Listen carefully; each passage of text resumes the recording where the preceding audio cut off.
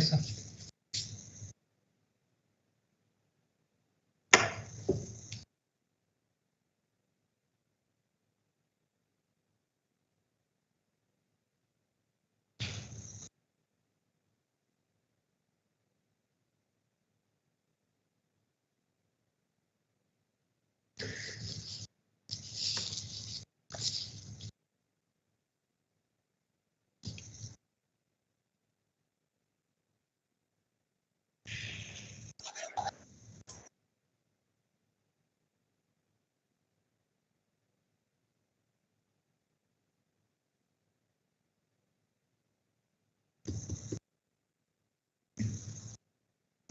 मेरा वो करते अनम्यूट है सर आप।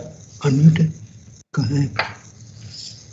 अनम्यूट 10 o'clock आपका शुरू हो जाएगा 10 o'clock।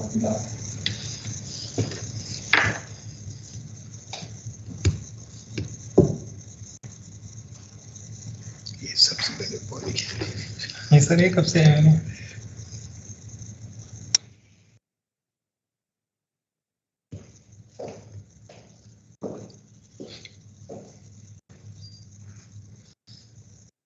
Mr. Ali, right, yes ma'am.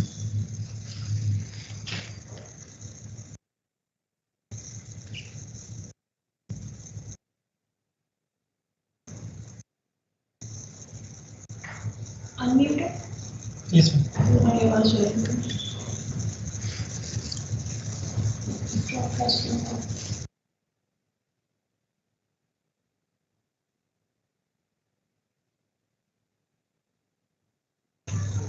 नहीं अब ठीक है।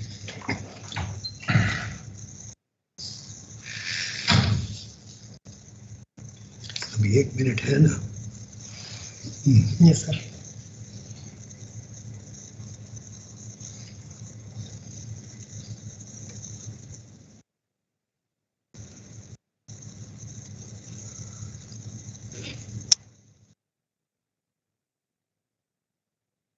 जो म्यूट करना होगा यही है ना? Yes.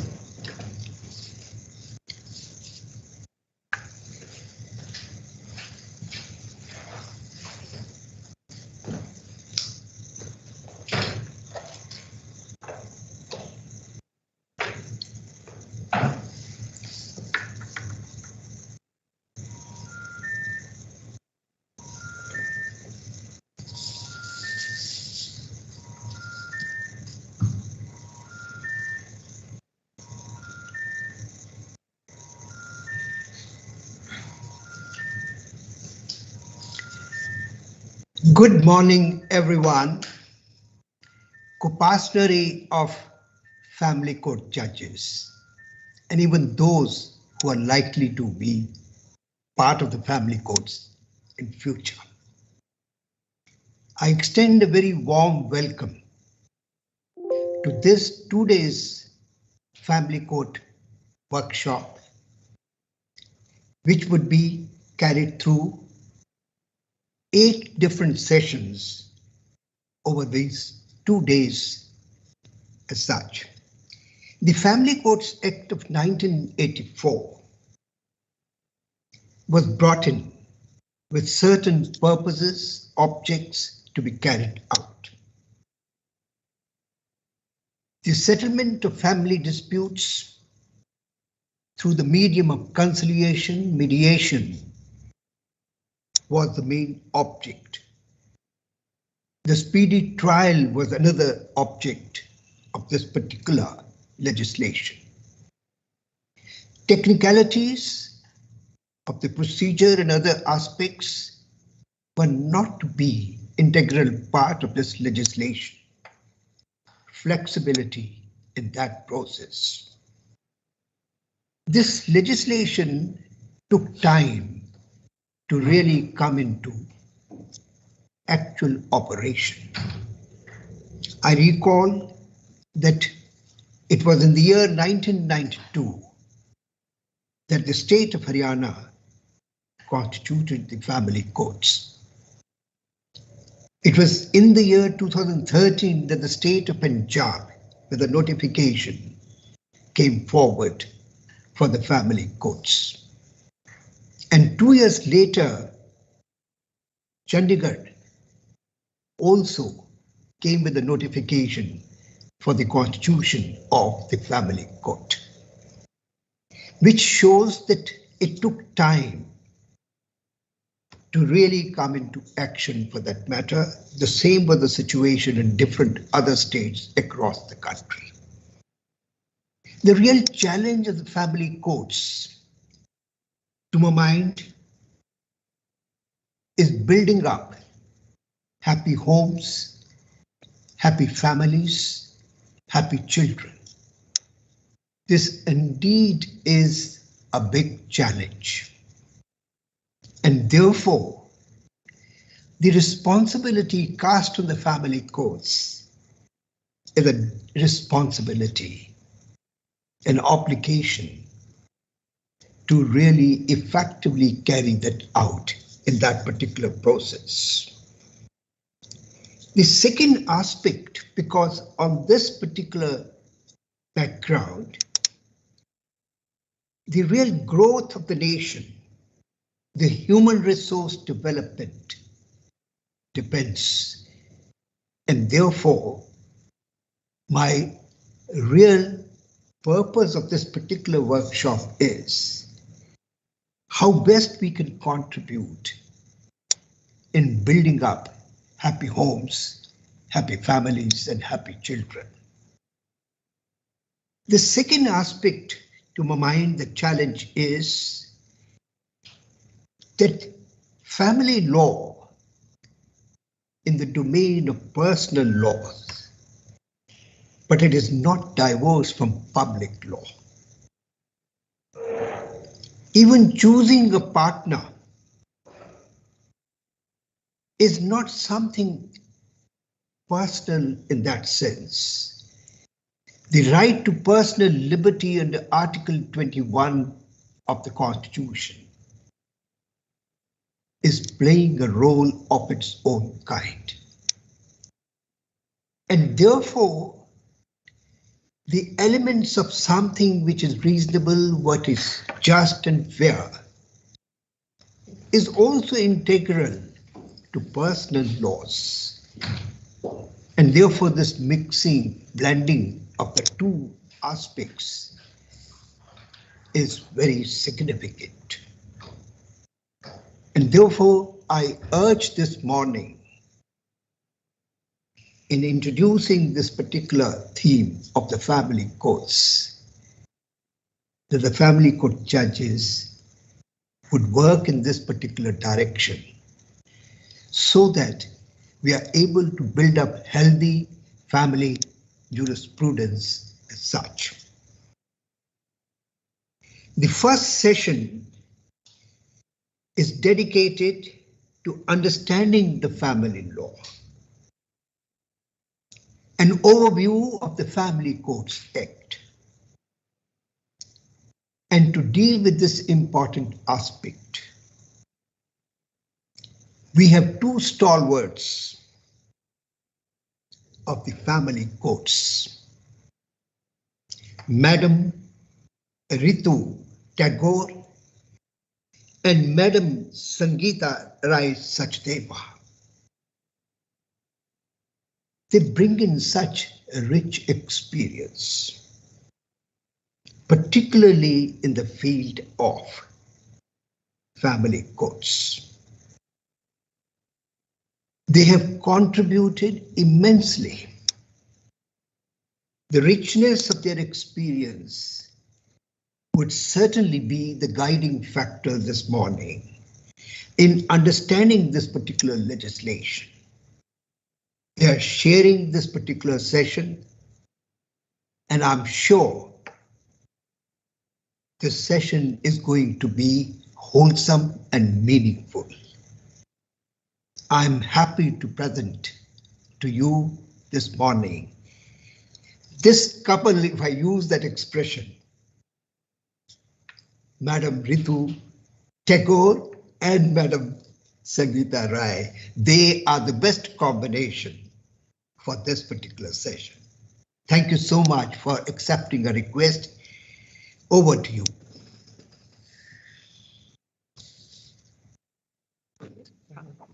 Good morning to all. Thank you, sir, for introducing us as a couple. So I have been asked to give an overview of the Family Court Act 1984 and rules framed thereunder. Let me give brief introduction in this regard and about the concept of family courts. The amendments were made in CPC in 1976 to adopt a special procedure for solving familial disputes did not yield the desired result. So emphasis was laid on making efforts to reform as opposed to adversarial attitude while settling such disputes. Acting on the suggestions on 59th Law Commission report in 1974, the Family Court Act was enacted. It provided for establishment of family courts in different states and aimed at speedy and economical and less formalistic settlements. Now we come to the concept of family court. The concept of family court is not a novel concept. Such courts are functioning in some of the Western countries. So family dispute needs to be looked at as a social therapeutic problem and require guided solution. So family court judge should view family dispute not through a microscope but with a stethoscope. Judges in family courts are obliged to handle family matters with their heart. Now let's have a summary and or overview of the Family Court Act. The preamble of the Act gives insight into the main objective of this progressive legislation.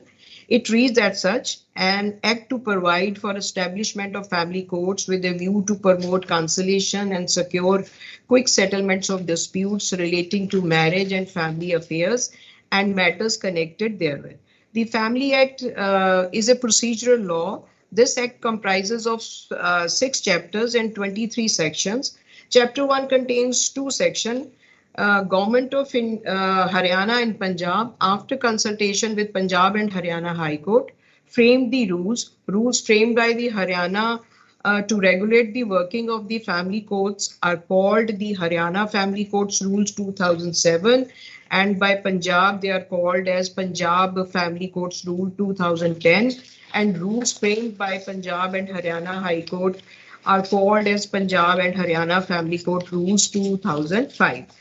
The provisions of Order 32A CPC are also required to be looked into. Section 2 pertains to the definitions. This section contains 5 definitions. I'm skipping the definitions from clause A to D that are not relevant. Clause E says that all other words and expression used but not defined in the Act, defined in CPC, shall have meaning so assigned to them in the code. Family Court Acts does not define the expression family, but we can take help from Rule 6 of Order 32A CPC, which define family. Now we come to Chapter 2, which has 4 sections. Section 3 deals with the establishment of family courts in cities or towns and its local jurisdiction. Section 4 speaks about appointment of judges. Per this section, the state government, with concurrence of High Court, appoint one or more judges of family court.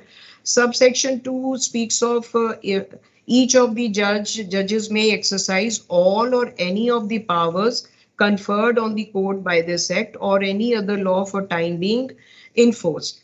Clause B speaks about appointment of judges as principal judge and other as additional principal judge. Clause C speaks about principal judge may from time to time distribute the business of the court amongst the judges as he may deem fit. And clause D speaks that in the absence of the principal judge, additional judge may exercise the power of the principal judge. Apart from other qualification as set out in the section 4, the other subsection 4 speaks that while selecting the judges for appointment as family court judges, every endeavor shall be made that he or should be committed to the need to protect and preserve the institution of marriage and welfare of the children and promote settlement of disputes by conciliation and counseling. So this is an important feature. This mindset would help in achieving the purpose for which the family courts have been set up, that is conciliation and settlement of disputes. Now, sometime problem may arise that party may seek transfer of his case from one court to the other owing to certain reasons, namely some connected matter is pending in the other court, or the party may entertain some notion that he or she may not get fair trial in that court. In these circumstances, principal judge may transfer the case to the other court by taking the help of the provisions of subsection C of subclause C of subsection 2 of section 4. However, where there is there is one family court and transfer of the case is sought, on this aspect, the provisions of the Family Court Act and the rules framed thereunder are silent. To my mind, the district judge and the concerned family court judge may make a reference to the Honorable High Court. Per my opinion, learned district judge having general administrative control over his session division cannot transfer such family matter to other court of additional district judge by invoking the provisions of section 24 CPC, as learned session judge does not have the power to confer jurisdiction of a family judge by way of transfer of such case. The other course open for the agreed parties to approach the Honorable High Court for transfer of his case. Now we come to section 5, which deals with the association of social welfare agencies, institutions, persons professionally engaged in promoting the welfare of the family or working in the field of social welfare, or any person whose association with family court would help in enabling the family court to exercise its jurisdiction more effectively to discharge its function and purpose of the Act.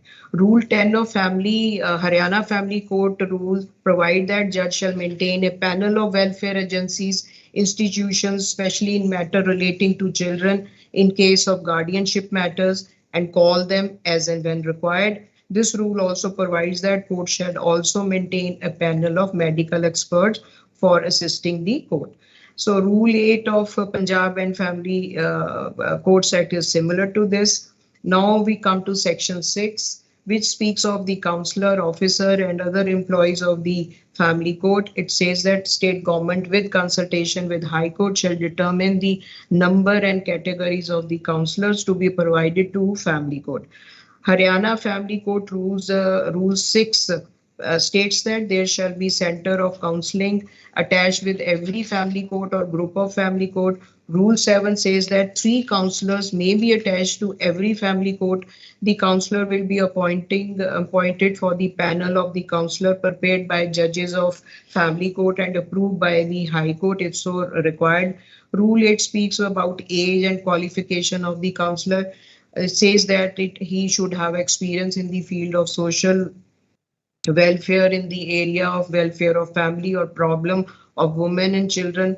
Rule 9 pertains to the honorarium of the counselor. Rule 11 is again important.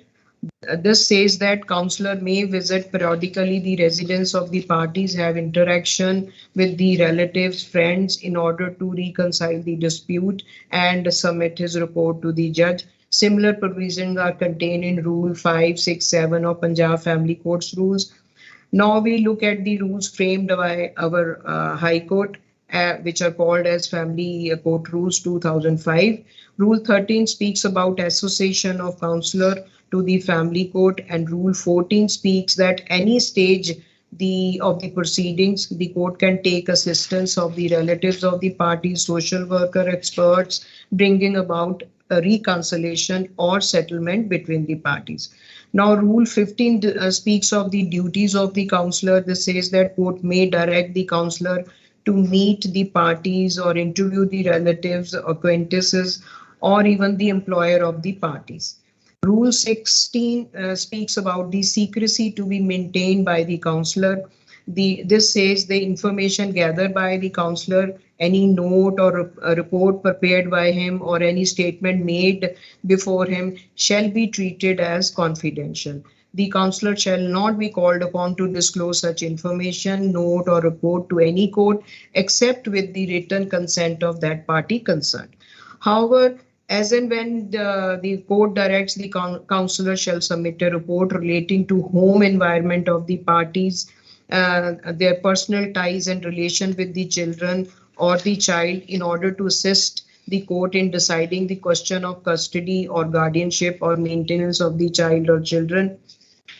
Now, Rule 17 says that family court may request the counselor to submit a report on any subject which may be necessary for adjudicating the matter before it. The councillor shall not be called upon to, Rule 18 says that the councillor shall not be called upon to give evidence in the family court. Now, Rule 19 speaks about the settlement to be made before the councillor. It says that if any settlement is arrived before the councillor, it shall be signed by the parties as well as by the councillor and can be put before the family court. If the family court is satisfied about the settlement being voluntary, just and fair, it may pass the decree thereof. Now, Rule 20 says that for deciding the interim application, the court may again direct the councillor to submit the interim report. Rule 22 speaks that the councillor has a right to supervise the custody of the children. If directed by the family court, he can pay a surprise visit to the house of the child where he resides and submit the report. Thereupon, the family court can pass an appropriate order. In Rajneesh versus Neha, the Honorable Supreme Court has observed that given the large and growing percentage of matrimonial litigation, it has become necessary that provisions of Section 5 and 6 of Family Court Act are given effect to by providing for appointing of the marriage counselor in every family court, which would help in the process of settlement. So, Honorable Supreme Court of India in Santhini case also said that the role of the counselor in family court is basically to find out what is the area of incompatibility between the spouses. The counselor also assists the parties to resume free communication, and in custody matter also the counselor assists the child to accept the reality of the incompatibility between the parents. In both state of Haryana and Punjab, councillors have not been provided with the most of the family courts. I would take this opportunity and request the Honorable High Court to take up the matter with concerned governments for appointment of the councillor as per rules with each family court, so to enable the courts to exercise the jurisdiction more effectively and speedily. Now, Chapter 3 has two sections. Section 7, it speaks about the jurisdiction of the family court. Section 8 is about exclusion of the jurisdiction of the other courts with respect to the family matters. Section 7 is quite exhaustive in nature and gives jurisdiction to family courts to exercise in respect of the suits and proceedings as referred to in the explanation. Subsection 1 says that subject to the other provisions of the Act, family court shall have and exercise all the jurisdiction exercised by the district judge or subordinate civil court or even by the magistrate of first class under Chapter 9 of the Code of Civil Procedure relating to providing of maintenance to wife, children, etc.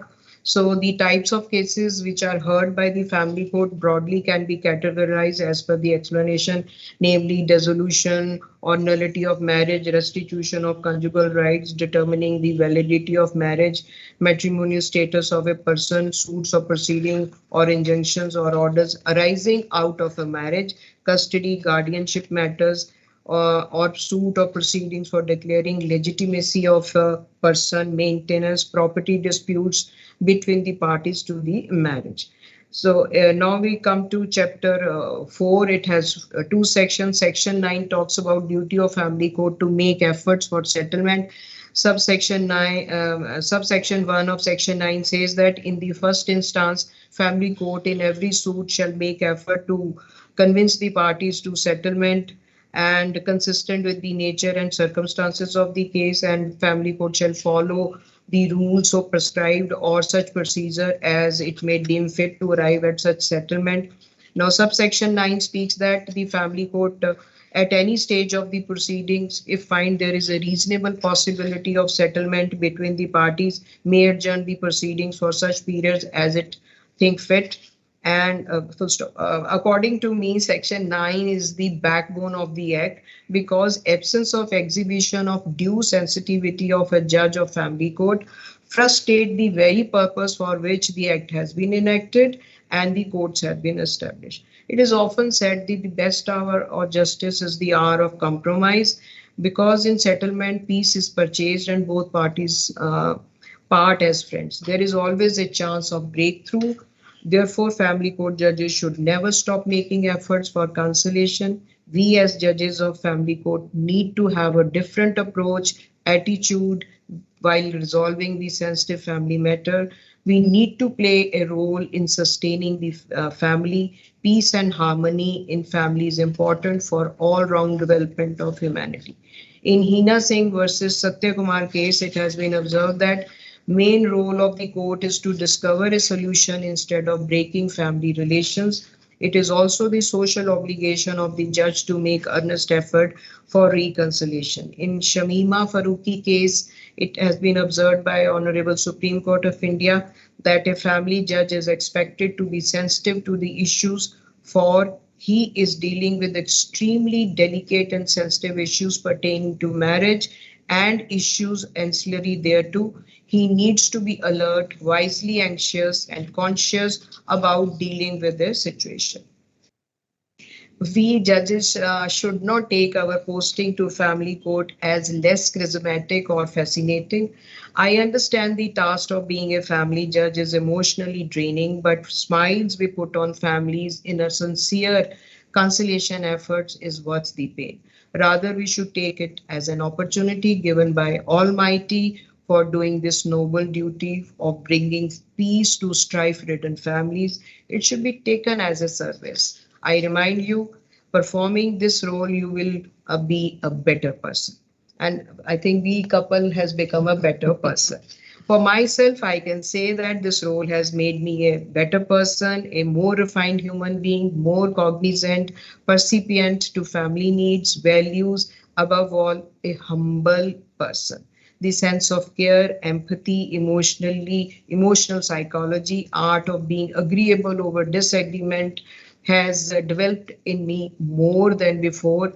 And please take this role as a mission. And I vouch that one smile of a family will keep nourishing your soul for times to come in your recollections. Now we come to section 10, which speaks about procedure generally. It speaks about use of CRPC and CPC. And the subsection 3 further provides that nothing in this section shall prevent the family court from laying down of its own procedure with a view to arriving at a settlement or truth of the facts alleged by the parties. This subsection is a dynamic clause. It empowers the family court to evolve its own procedure beside adopting the provisions of CPC and CRPC with a view to arrive at a settlement. So this brings informal character to the proceedings of a family court, another material feature of this act. Rule 25 of Punjab and Haryana Family Court Rules provides that court shall be entitled to devise its own procedure in accordance with the rules of natural justice. Now, section 11 speaks about a camera proceeding. Section 12 speaks about assistance of medical and welfare experts. This I've already dealt with you and will not repeat the same. You can also look into Rule 10 of Haryana Family Courts Rule and Rule 8 of Punjab Family Courts Rule.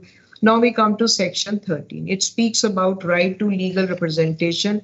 Section provides that notwithstanding anything contained in any law, no party to suit or proceeding before a family court shall be entitled as of right to be represented by a legal practitioner, provided that a family court consider it necessary in the interest of justice to seek the assistance of legal expert as amicus curiae.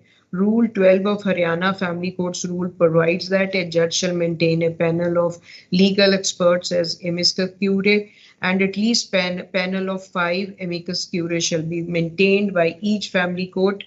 And Rule 13 provides a party is entitled to take legal advice at any stage of the proceedings before the court and is also entitled to have a free legal aid if the party is indigent. Rule 14 provides maintaining a panel of lawyers willing to render free legal aid. Rule 9 of Punjab Family Court Acts contains the similar provisions. Often a family court judge is confronted with the question whether a party has a legal right to be represented by his counsel or through amicus curiae. The main clause of the section of the Act prohibits a party from engaging a counsel as a right, but that does not take away the powers of the court to permit a party to seek assistance of a lawyer Judicial discretion is required to be exercised by the family court, which should be guided by reasons and should not be vague, arbitrary, or fanciful.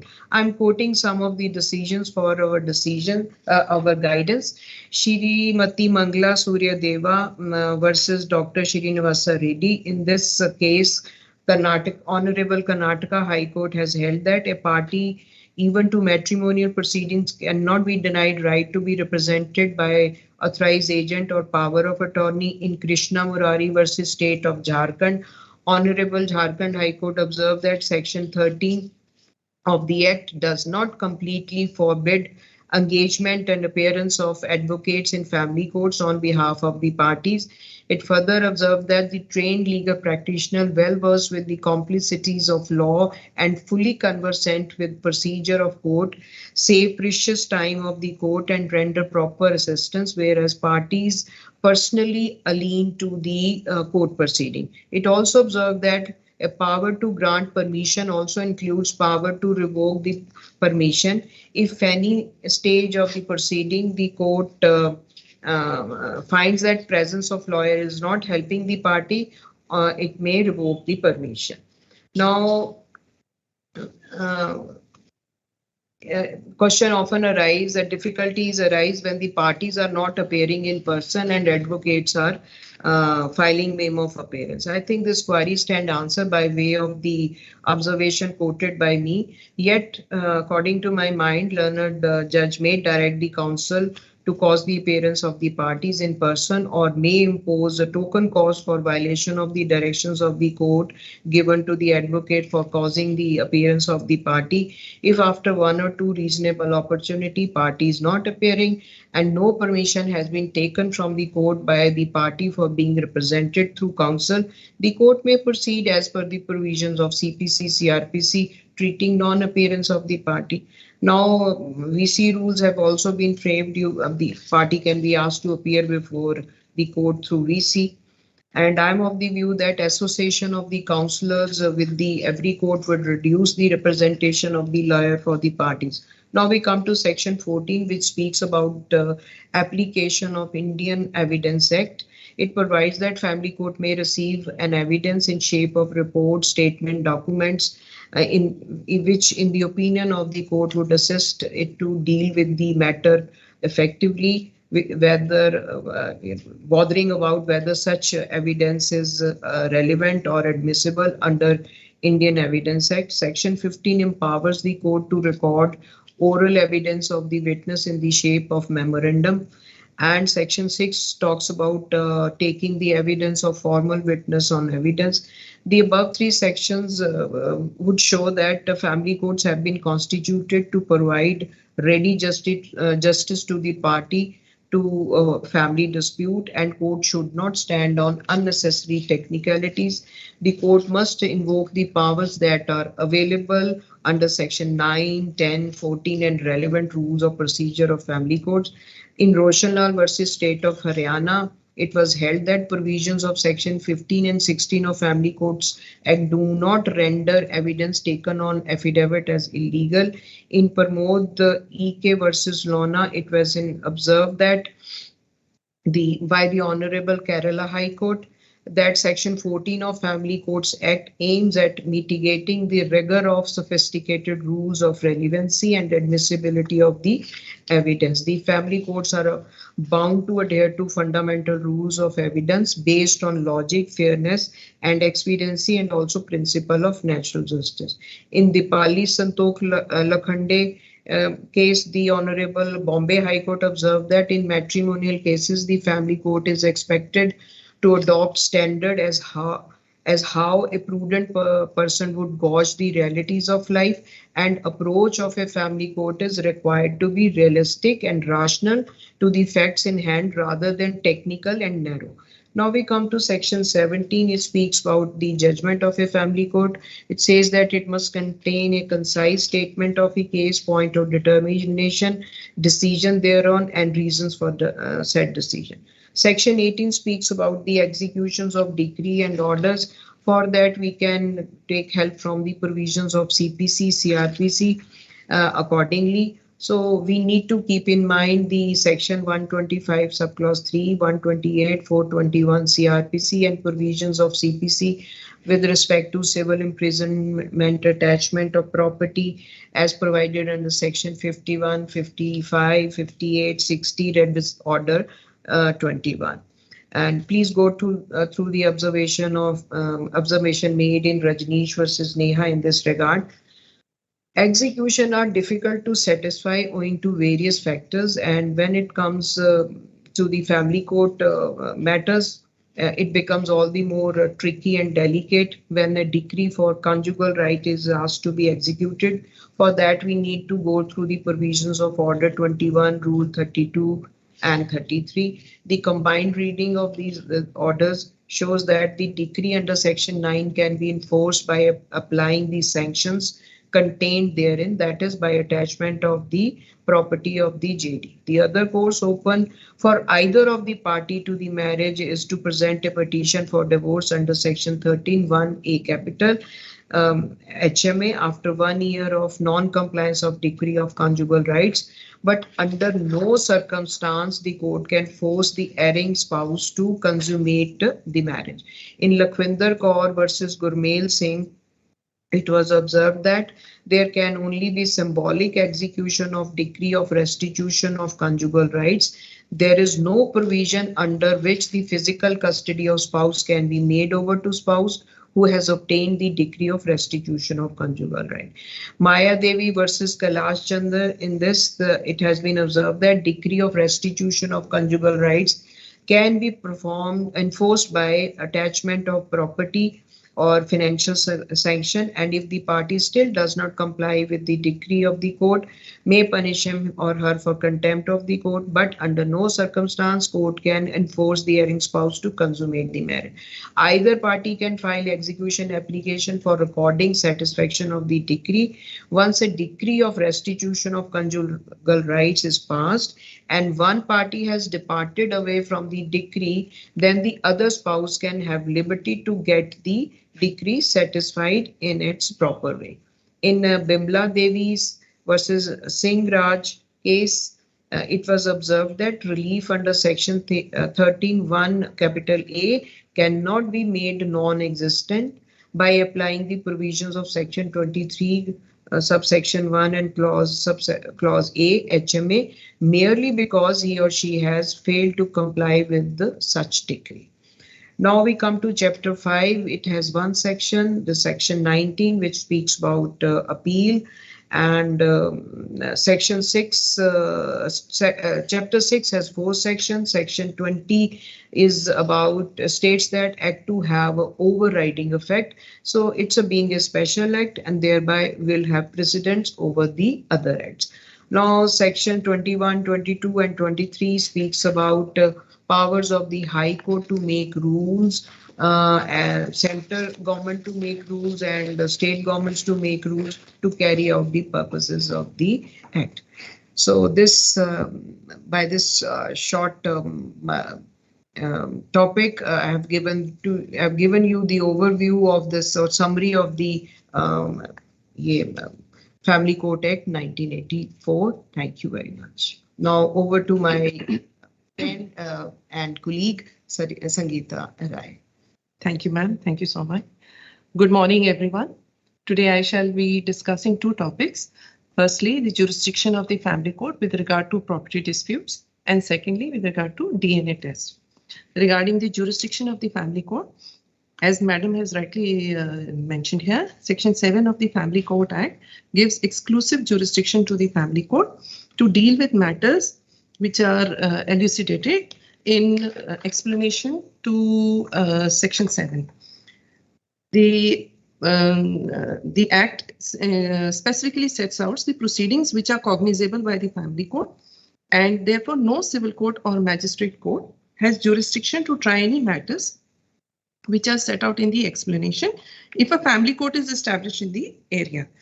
I may also mention here that the family court exercises the powers of a district court as well as of a subordinate civil court as per the nature of the dispute.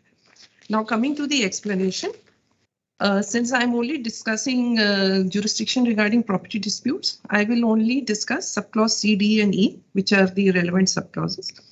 Subclause C says a suit or proceeding between the parties to a marriage with respect to the property of the parties or either of them. Subclause D says suit or proceeding for an order or injunction in circumstances arising out of a marital relationship.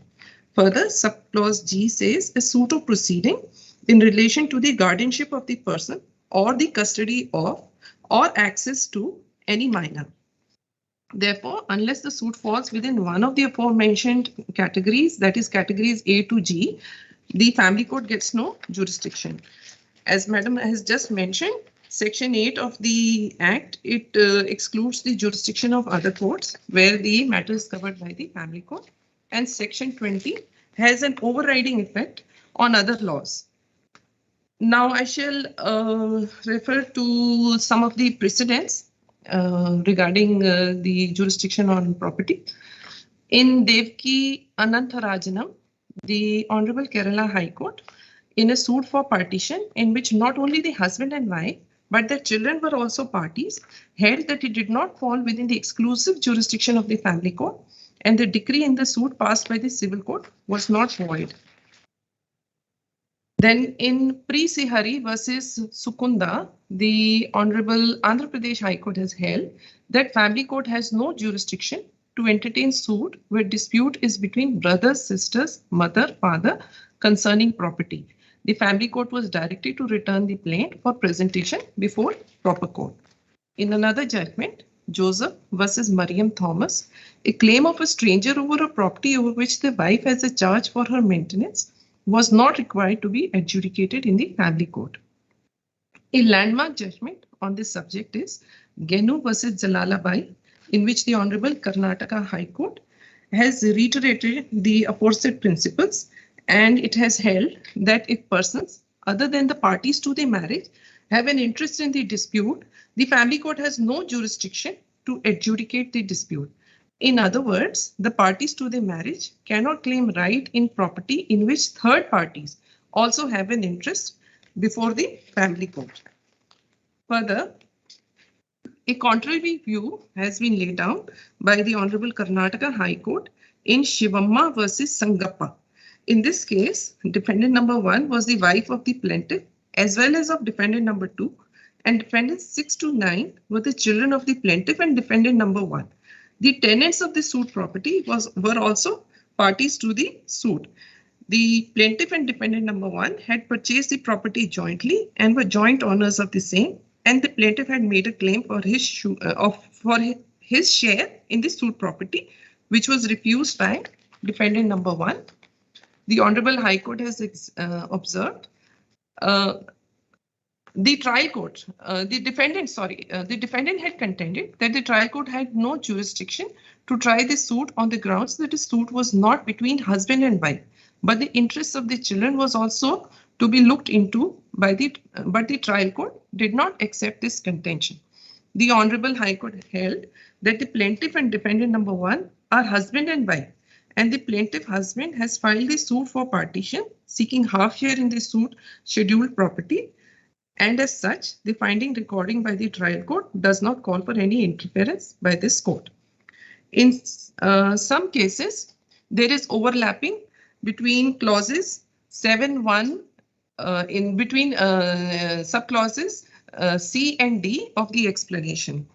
In Blessy Varghese, the children of the deceased mother raised claim against the father seeking declaration of title over the scheduled property and also for realization of amounts towards marriage expenses. It was held that though the case was not covered by clause C, but it was perfectly within the scope of clause D. It was observed that if the cause of action agitated is based on the rights and obligations of the parties which are arising out of a matrimonial relationship, it would clearly fall within clause D to section 7(1) of the Family Court Act. A similar view was expressed in Suprabha versus Sivaramman, in which the Honorable Kerala High Court has held that where either husband or wife is not alive and suit is filed against the parents of either of them, it cannot be said that the suit or proceeding between that it is a suit or proceeding between the parties to the marriage. Having said that, the Honorable High Court further held that though the case did not fall in clause C, but it was covered by clause D. Now we have another situation in which a suit is filed by a widow claiming a right in the share of the husband in the business with third party. Here the Honorable Bombay High Court has held that in no case clause D of explanation to section 7 of the Family Court Act can be interpreted in such a wider way to hold that whenever any person is claiming right in the share of the husband in the business with third party, such dispute will lie in the jurisdiction of the Family Court. A contrary view was given in Shiny versus George, where a wife sues her husband for recovery of her property, and when in such a suit the wife is obliged to add a close relative of the husband or even a stranger on the allegation that the husband made over the property to that close relative or stranger, it was held that the jurisdiction of the Family Court will not stand ousted to deal with the claim. Now, in Vasumati versus Valsang in 2011, where a petitioner had sought a succession certificate, the High Court had held that the absence of such a power having been conferred on the Family Court, Civil Court was not right in transferring the proceedings to the Family Court. The next issue on this subject is properties of divorced parties. The landmark judgment is K.A. Abdul Jalil versus T.A. Sahida. In this, the Honorable Apex Court held that if the words a suit of proceeding between the parties to a marriage are interpreted as parties to a subsisting marriage, then it would lead to miscarriage of justice and would frustrate the object wherefore the family courts were set up. In another suit, which was filed by a father-in-law seeking an injunction, it was held to be not maintainable, and it was held in Rakhi versus Jayendra by the Honorable Bombay High Court that the suit for an injunction restraining the daughter-in-law from entering the house which he claimed to be belonging to him absolutely was not transferable to the Family Court. Whereas suit for injunction was filed by father-in-law against daughter-in-law for enforcing proprietary rights. This was also held to be not maintainable before the Family Court by the Honorable Kerala High Court in Mini and others versus Sivaraman and another 2021. This is the latest judgment on this point. It was further held that enforcement of proprietary rights of the plaintiff over any person is not a circumstance arising out of a marital relationship, merely because the person sought to be proceeded against happens to be the daughter-in-law and grandchildren.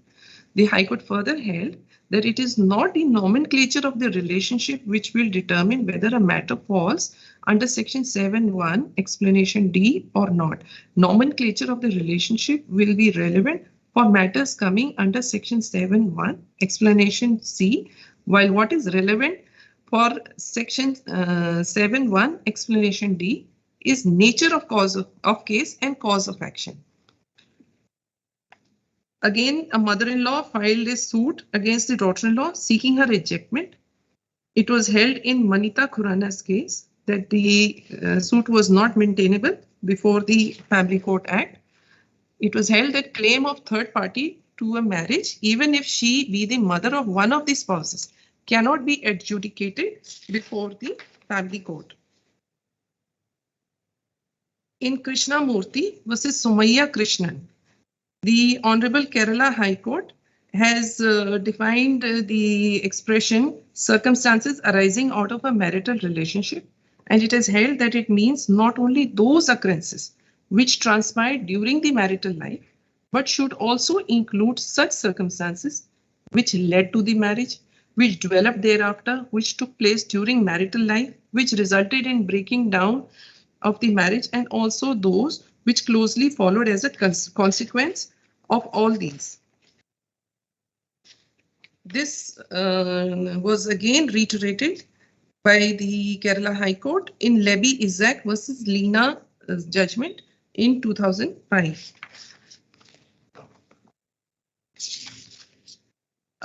In a recent judgment, Vivek Singh versus Yogendra Singh Thakur, the Honorable Chhattisgarh High Court has held that where a suit was filed by the father of the deceased wife before the family court, it was not maintainable, as the suit can be preferred only by parties to a marriage and not by any other person. So as you can see, there are very conflicting views, but the latest judgment on this point is of Vivek Singh versus Yogendra Singh. Now there is another issue where the husband has filed, the wife had filed an application for deletion of second wife's name for service record of husband. The plea of the husband was that nomination and service record is service dispute within the purview of administrative law and family court does not have jurisdiction. But the Honorable High Court held that since nomination and subsequent deletion of name of wife was circumstance arising out of marital relationship, family court had jurisdiction to entertain the prayer of the wife. Another judgment I would like to refer to is Janaki Amma versus Renuka, 2016 Kerala High Court. In this, it was held that prime consideration should be as to whether the cause of the list has got any bearing with marital relationship. An objective assessment should be made as to whether the cause has got any stem from these circumstances arising out of the marital relationship. In other words, whether the cause should have been existed but for the marital relationship shall be the basis of the assessment. If the answer is in the positive, definitely the list can be categorized as one coming within the scope of explanation D. So whereas explanation C, as you must have noticed, has a limited scope, the scope widens in explanation D because of the very nature of the disputes covered therein. In Nuti versus Vashishta, the Honorable Supreme Court has held that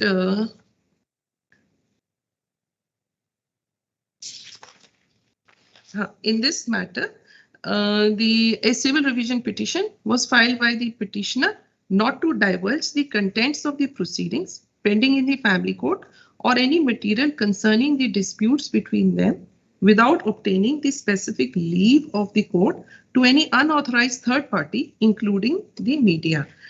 The Honorable High Court has held that jurisdiction conferred on the family court under Section 7 has to be liberally construed, and parties to a proceeding before the family court, like the petitioner, cannot be compelled to approach the ordinary civil court for any relief, interim or final, in connection with the matrimonial dispute he has with the respondent. There is also the issue of jurisdiction regarding foreign nationals. The judgment on this point is Jyoti Lakhtakia versus Vineet Mehra, in which it has been held by the Honorable Apex Court that it is only the jurisdiction which is exercisable by the district court or any subordinate court which gets vested in the family court qua dispute between the parties to the marriage. If the district court or courts subordinate to it do not have territorial jurisdiction, the family court would not get jurisdiction to deal with such a suit. There is also contrary views regarding the jurisdiction of the family court with regard to suits of the property of the minor. Whereas in Tarun Chandra Deka, the Honorable Guwahati High Court has held that the word person appearing in clause G must be read to refer to a minor as a person and not necessarily to the person of a minor. This apart, the expression in relation to is, as discussed above, an expression of very wide meaning and must be construed to mean all sorts of proceedings which relate to the guardianship of a minor as a person. Logically extended, this would mean guardianship of not only the person of a minor, but also the property of the minor. However, contrary view has been expressed in a very recent 2021 judgment by the Honorable Kerala High Court in K.S. Narayana, in which it has been held that district courts are empowered only to appoint guardian of minors property and minors person, and for minors property it is the district courts are empowered to appoint a guardian for a minors property, and for minors person it is the family court that is empowered. Finally, I would like to refer to Neelkant Jaiswal's judgment, in which the respondent in a suit for restitution of conjugal rights had filed an application under Section 27 of the Hindu Marriage Act for claiming the return of the Istridhan. The family court directed the return of the Istridhan, and it was held that the relief regarding the suit filed by the respondent claiming return of Istridhan was maintainable under clause C of the explanation to subsection 1 of section 7. Now I will be coming to the next topic, which is DNA test. DNA is unique to an individual, barring twins, and can be used to identify a person's identity, trace familiar linkages, or even reveal sensitive health information. Section 112 of the Evidence Act very clearly provides that the fact that any person was born during the continuance of a valid marriage between his mother and any man, or within 280 days after its dissolution, the mother remaining unmarried, shall be conclusive proof that he is the legitimate son of that man, unless it can be shown that the parties to the marriage had no access to each other or at any time when he could have been begotten. From a plain reading of this section, it is evident that the provision makes the legitimacy of the child to be a conclusive proof if the conditions stated therein are satisfied. Earlier, there was a controversy as to what is the true import of the word access in section 112 of the Act. Some high courts held that access means actual sexual intercourse between the spouses. However, the controversy came to rest in 1934 when the Privy Council held in Karappa Serebai's case that access connotes only existence of opportunity of matrimonial intercourse, and in case such an opportunity was shown to have existed during the subsistence of the valid marriage, the provision by a fiction of law accepted the same as conclusive proof of the fact that the child born during subsistence of the valid marriage was a legitimate child. This said legal principle gained approval of the Honorable Apex Court when a 3-judge bench in Chilukuri Venkateshwarlu held that the law had been correctly laid down by the Privy Council. Again, in Gautam Kundu's judgment in 1993, Honorable Apex Court has held that the section requires the party disputing the paternity to prove non-access in order to dispel the presumption access and non-access. In Gautam Kundu's case, it was also held that the courts in India cannot order blood test as a matter of course wherever applications are made for such prayers in order to have roving inquiry. The prayer for blood test cannot be entertained. There must be a strong prima facie case in that the husband must establish non-access in order to dispel the presumption arising under Section 112 of the Evidence Act.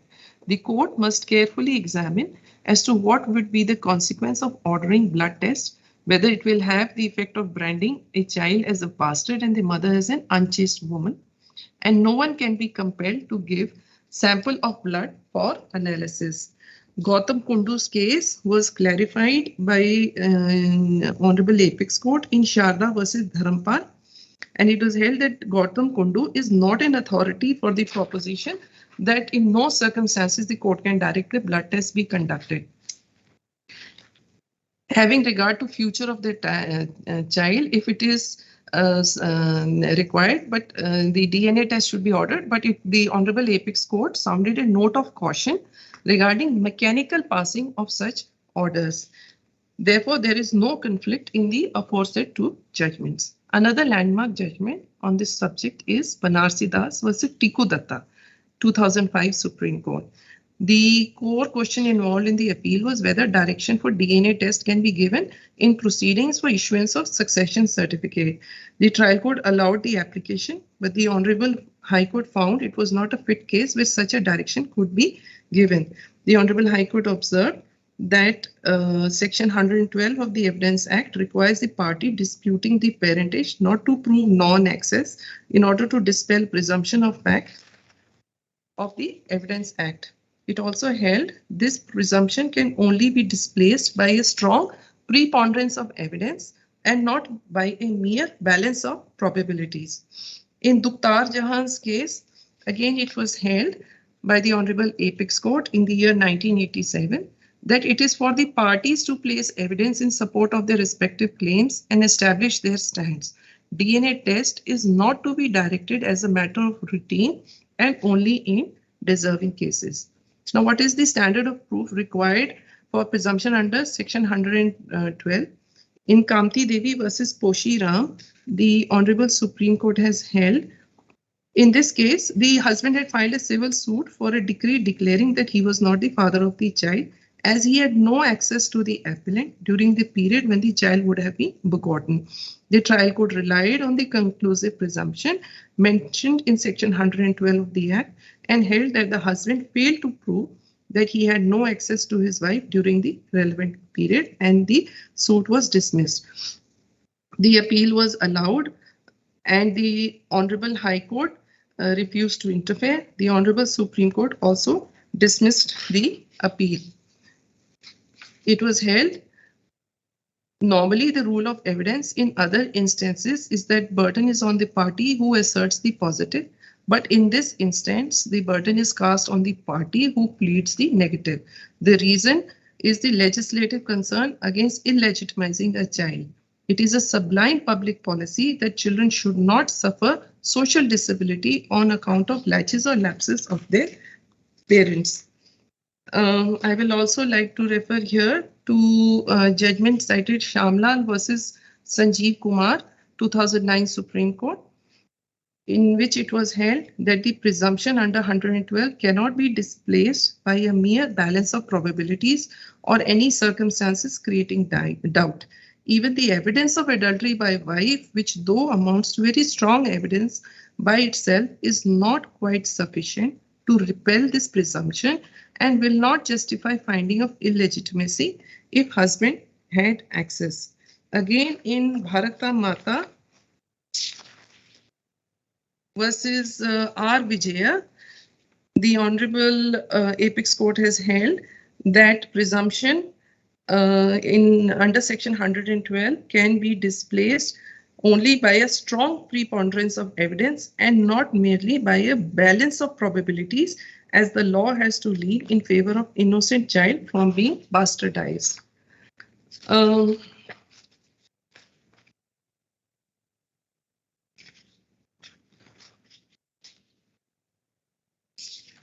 Now I would like to refer to judgment of our own High Court, Sube Singh versus Shanti Devi, 2015. The dispute in the suit was with respect to rights and shares in the suit property. The suit instituted by the petitioner was for declaration of ownership and possession. It was pleaded that the contesting parties were stepbrothers and sisters. Resisting the suit, the defendant claimed that there was no commonality of blood between them. When plea of denial was entered by the defendant in the suit, plaintiff number 1 moved an application praying that DNA profile test be conducted between the parties for removal of doubts as to maternity. The trial judge accepted the prayer for conducting of DNA profile tests and took recourse to enforce his order by granting police help and use of force to carry out the DNA profiling test. The order was challenged before the Honorable High Court, which observed, in the diametrically opposite stands of the parties, I cannot reasonably fathom as to how the dispute can be readily resolved by oral and documentary evidence alone. The parties being at loggerheads and limited by court evidence system, and therefore the eminent need test applied by the Supreme Court in Bhabani in venturing to arriving at the truth by the result of the genuine DNA profile test should be followed here. In this case, which will erase any possible undue advantage either party may have without it. So the Honorable High Court has upheld the order and said that force could be used for enforcing the order of the court. It also held that otherwise it would make a mockery of the order of the court. But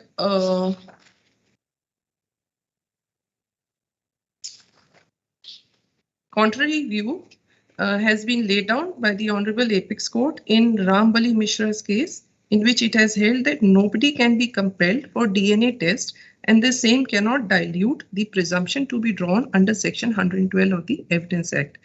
In Kamlesh Yadav's case also, similar view was expressed that a party cannot be forced to undergo a DNA test, and the wife is at liberty to comply with or disregard the order of the High Court if she order of a DNA test, and if she accepts the direction, DNA test would conclusively determine the veracity of accusation leveled against her. However, if she declines, then an adverse inference can at best be drawn against her. The next issue is regarding the stay when to order a DNA test. In Dagu Gopal, the Andhra Pradesh High Court in 2013 has held that in a suit where seeking a declaration was filed by the father of the plaintiff, suit seeking a declaration that the defendant was the father of the plaintiff due to long cohabitation as man and wife, but the first defendant claimed no acquaintance with the plaintiff or his mother and asserted that both of them were strangers to them. The said application was allowed by the court, and challenging the correctness of the order, a revision was filed in the High Court, which allowed the revision and remitted the interlocutory application for considering afresh at a later point of time, by holding that the stage of the suit was premature. The court held that if strong prima facie material about the marriage between the parties and that the defendant had gained access to the second defendant had been produced before it, only then the application for DNA should be allowed, and the stage was premature when the same was allowed by the court. The next issue is what is to be done when there is a conflict between conclusive proof under Section 112 and DNA report. In a landmark judgment, Nandlal Vasudeo Badbeg, the Honorable Supreme Court held that in this case, I would like to make a brief mention of the facts. The wife had pleaded that the husband had access to her, and in fact, the child was born in the said wedlock. But the husband had specifically pleaded that after his wife left the matrimonial home, she did not return, and thereafter he had no access to her. The wife has admitted that she had left the matrimonial home, but again joined her husband. None of the courts below had given any finding regarding the plea of the husband that he had no access to his wife at the time when the child could have been begotten, and DNA test was ordered and conducted. The Honorable Apex Court held that, as stated, DNA test is an accurate test, and on that basis, it is clear that the appellant was not the biological father of the girl child. However, at the same time, the condition precedent for invocation of Section 112 of the Evidence Act has been established, and no finding with regard to plea of the husband that he had no access to his wife at the time when the child could have been begotten has been recorded. Admittedly, the child had been born during continuance of valid marriage. Therefore, provision of 112 of the Evidence Act conclusively proves that respondent number 2 is the daughter of the appellant. At the same time, DNA test reports based on scientific analysis in no uncertain terms suggest that the appellant is not the biological father. In such circumstances, which would give way to the other is a complex question posed before her. In our opinion, when there is a conflict between a conclusive proof envisaged under law and a proof based on scientific advancement accepted by the world community to be correct, the latter must prevail over the former.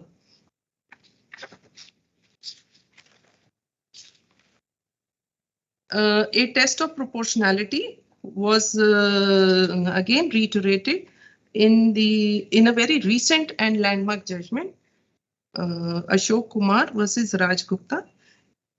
in which it was held that whether a person can be compelled to provide a sample for DNA in such matters can be answered considering the test of proportionality laid down in the unanimous decision of this court in Justice K.S. Puttaswamy versus Union of India, wherein the right to privacy has been declared a constitutionally protected right in India. The court should therefore examine the proportionality of the legitimate aims being pursued, that is, whether the same is not arbitrary or discriminatory, whether they may have an adverse impact on the person, and that they justify the encroachment upon the privacy and personal autonomy of the person being subjected to DNA test. When the plaintiff is unwilling to subject himself to the DNA test, forcing him to undergo one would impinge on his personal liberty and his right to privacy. So in the precedents, there are two tests which have been laid out. One is that of imminent need, that there should be an imminent need for a DNA test. And second is right of proportionality, that the court has to see take both factors into and create a proportion, whether the DNA test is to be given or whether is to be ordered, keeping in view the right of privacy of the person against whom the order is being passed. There is another issue that when a child himself approaches the court for DNA test, this question was before the Honorable Supreme Court in the famous N.D. Tiwari case, in which it was held that there would be no question of protective jurisdiction of the court since the declaration sought is on his or her behalf about the true paternity as opposed to the legitimacy ordained by law. The issue of applicability of Section 112 has to be seen from different trajectory than in the decided cases, where it can be established that the husband is not the father of the child through scientific tests conducted upon them voluntarily. The presumption of Section 112 can stand rebutted prima facie.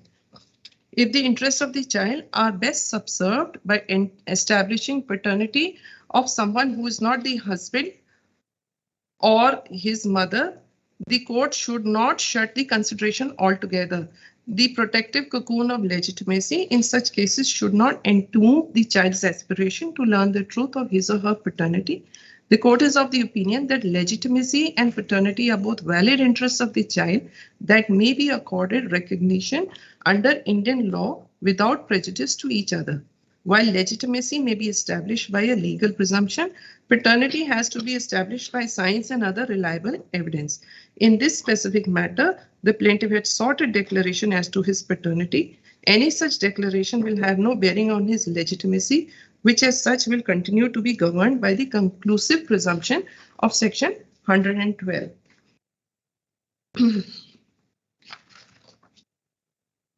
The question of timing was again discussed by the Apex Court in Ashok Kumar's judgment, which I have referred above, in which it has been held that the nature of evidence, nature of further evidence to be adduced by the plaintiff by providing DNA sample need not be ordered by the court at the instance of the other side. In such kind of litigation, when the interest will have to be balanced and test of imminent need is not satisfied, in our considered opinion, the protection of the right of privacy of the plaintiff should get precedence. It also held that the plaintiff had adduced documentary evidence and was disinclined to produce further evidence. Therefore, he was aware of the adverse consequences of his refusal, but in standing firm in refusing to undergo the DNA test, his suit eventually will be decided on the nature and quality of the evidence adduced. I will just make a reference. This may be causing a little confusion here. Appellant Ashok Kumar had filed a civil suit seeking a declaration of ownership of property left by his parents. He had arrayed three daughters of his parents, Lokchand Gupta and Sona Devi. In the written statement, the defendants denied that the plaintiff was the son of their parents.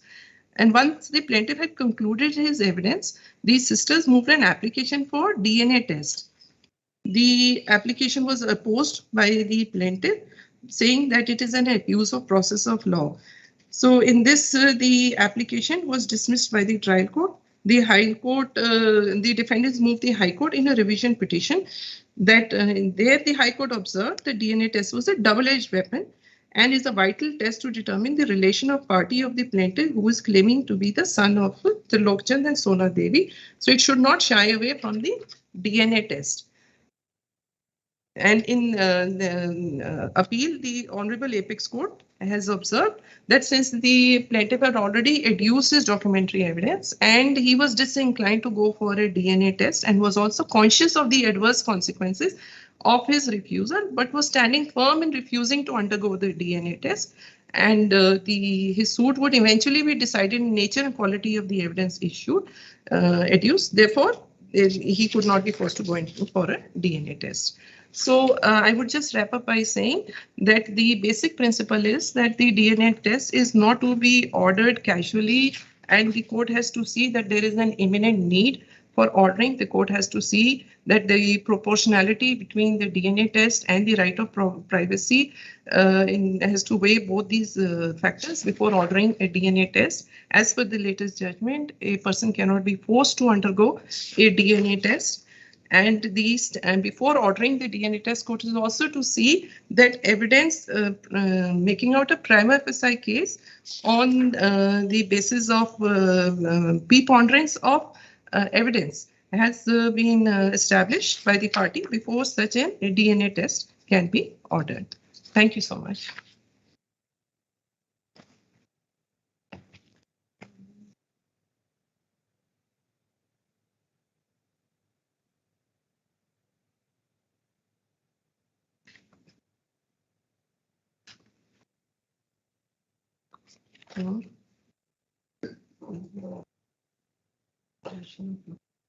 Yeah, sorry, there was another question regarding preservation of record.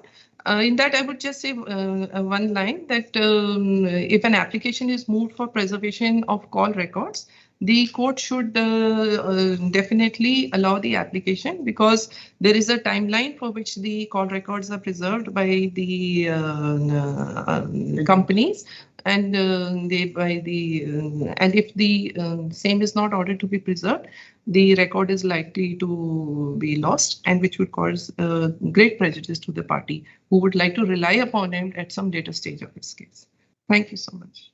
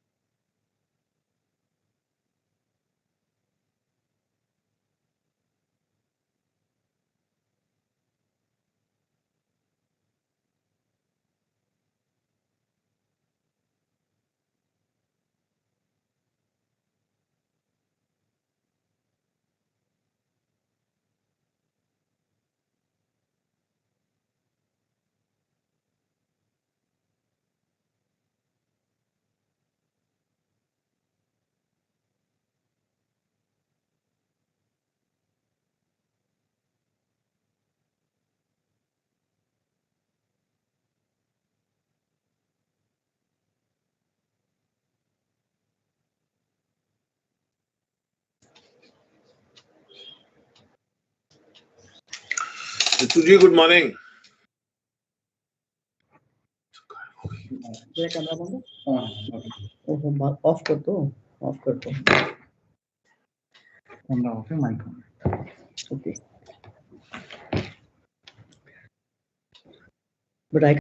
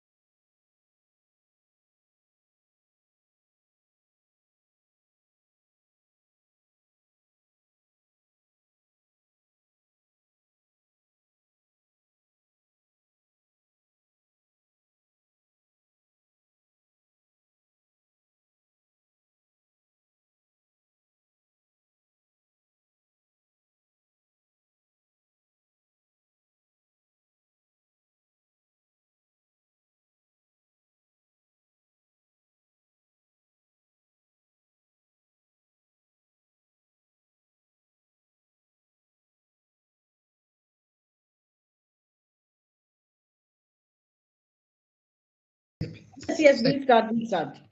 Permit me to do that. Good morning.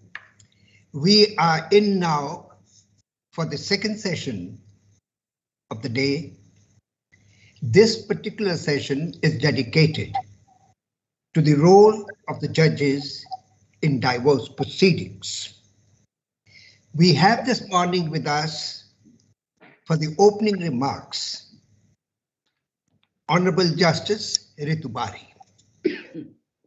What a blend of the bar and the bench. 23 years at the bar, 12 years on the bench. Rich experience, and also chairing the committee on family court matters of the Honorable High Court. Speaking personally, Justice Ritu Bari, I have enjoyed my association. Right from a college, university days to the bar, and I had the privilege of arguing cases before her. It has been an enriching experience of this association. What a good human being and what contribution she has made. We are looking forward to your opening remarks in this particular session. Over to Justice Ritu Bari. Good morning to everybody, and thank you very well, Dr. Balram Gupta, for speaking so well for me. And well, one has learned a lot in these 12 years, and I'm lucky that I have an occasion to interact and to share my views with all the judicial officers who are dealing with the family courts. And it is something which is part of our culture. We see everybody around in families, and we see the importance of a family in our entire life. And family in our society means the foundation of growth of every human being. So emotions are part of growth. And in this backdrop, we can all interact and exchange our views. And at the outset, I don't want to give a very long lecture or an introduction, whatever, but I can share only one thing with all of you is that the High Court has already decided, and it is in the process of amending the family court rules of Haryana, Punjab, UT, and High Court, and we are proposing to have counselors who will assist the family law courts, 3 counselors who will assist the family law courts in these matrimonial disputes, so that whenever a case comes, the family court can take assistance of these counselors, and these counselors will have meeting with the families. They can even go to their house, see the environment of the child, and then give their advice and make a report. So the time limit fixed as per the amendment, which is is on the process, is about 1.5 months. So this, because we have been getting requests from the family court judges also to have counselors. So this process that is why I'm only going to say about this amendment now, because that will hopefully bring out a change in the decision-making powers also, and even in giving consultation to the families or the educated parents about the process in which they should lead a divorce proceeding if they can't stay together, and how to look after the needs of the child, which is the most important thing in this region. And I'm sure you must be aware, all of you, that in the mediation, the 75% or 70% cases are matrimonial disputes. So that's a big cult of litigation, which the mediations also have to face. But since the rules are now in the process of being amended in all the 3 states, in both the states, UT as well as the High Court, so these counselors will be appointed, will have a background of social science, psychology, clinical psychiatry, and they will be working under the family courts, monitored by the family court officers, and then give a report. Even their fee structure has been revised so that we attract good talent at every district level to assist the courts. And my experience is that pre-litigation state cases which are registered in the police stations, they should also be referred for mediations for counseling, because that is the stage when they require maximum counseling and advice to be given. So these are the amendments which are in the process now, and hopefully it will be carried out. So that will make a substantial change in the way to deal with matrimonial disputes. Of course, the law is very settled, but sometimes the advice is required at the initial stage when the parties separate. By the time they come to High Court and Supreme Court, many years are lost, and they can't go back, and they can't even repair their mistakes which they made in the initial years. So this is what we are proposing for all the 3 states, and this has been finalized, almost finalized. It will be sent to the government eventually. So apart from that, my personal experience in one case is that there was a couple who had come up in appeal, who after 13B divorce had patched up, young couple, and they had 2 children.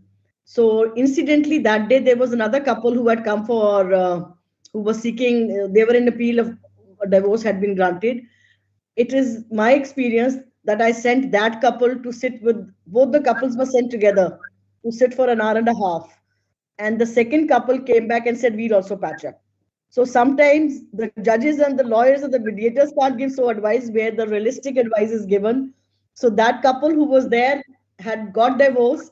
They decided to patch up for their children.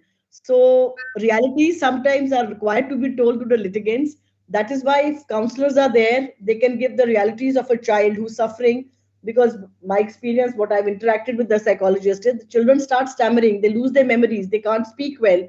When they go through the stress between the parents. So that is where at least we have to be a little bit more sensitive.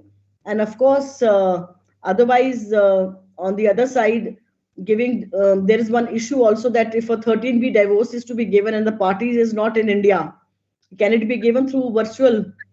There was a judgment which we had passed, which was upheld by the Supreme Court, that even registration of marriage can be done virtually. But the general power of attorney has to be sent to one of the parent. So we have to crease out the technical hitches so that the families who have decided to part ways, even virtually their statements can be recorded if power of attorney is sent to one of the parents. So these are the small things which require improvements, but this amendment will come. I'm sure it will make a difference in the family law courts in the times to come. And now, Dr. Balram Gupta, you can start off with your conference. Thank you so much. Yes. Showing the path forward has been the object of this morning session as such. Your observations would go a long way in guiding the judges and the resource persons to deal with those particular issues as such.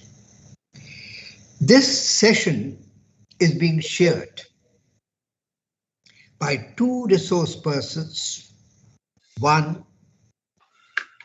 our own from the Academy, Madhu Khanna-Lali, and Mr. Anil Malhotra. I'm so happy to introduce both of them. Madhu, with a good academic base, joined as a judge, long judicial experience. In the year 2012, she came to the Superior Judicial Service, and last year she came to the Academy, being part of the faculty as such. You know, the faculty of Chandigarh Judicial Academy, we are proud of them. They contribute and contribute immensely in this particular process. This workshop, she has worked hard, and I'm sure that the contribution that she's going to make in this particular session, as also tomorrow as well, would be a guiding factor for the family court judges for the future. to deal with various issues as such. I'm equally so happy to introduce Mr. Anil Malhotra, who of course doesn't need any introduction, particularly in the domain of the family matters of family law as such. I've known him since 1980 as a student, as a co-runner in the profession, and as an author. He argues cases, writes authors, books, and this combination, that his books are based upon the cases that he has argued in the other cases as such, enriches the legal literature, particularly in the domain of private law. I've been associated with his books in one form or the other. And therefore, the experience that he brings in would go a long way in generalizing this particular workshop relating to the family court matters. Thank you so much, Anil, for sparing your time to be with us this morning. May I now request Madhu to carry forward the session. Madhu. Thank you, Dr. Balram Gupta. Good morning, everyone. It is a privilege to address very learned and distinguished audience. But due to constraint of time, the subject of my presentation is limited only to certain aspects of divorce under the Hindu and Muslim law and the ancillary provisions. If marriages are made in heaven, as Tennyson said in Eleanor's Field, why make a matrimonial home hell is a big question.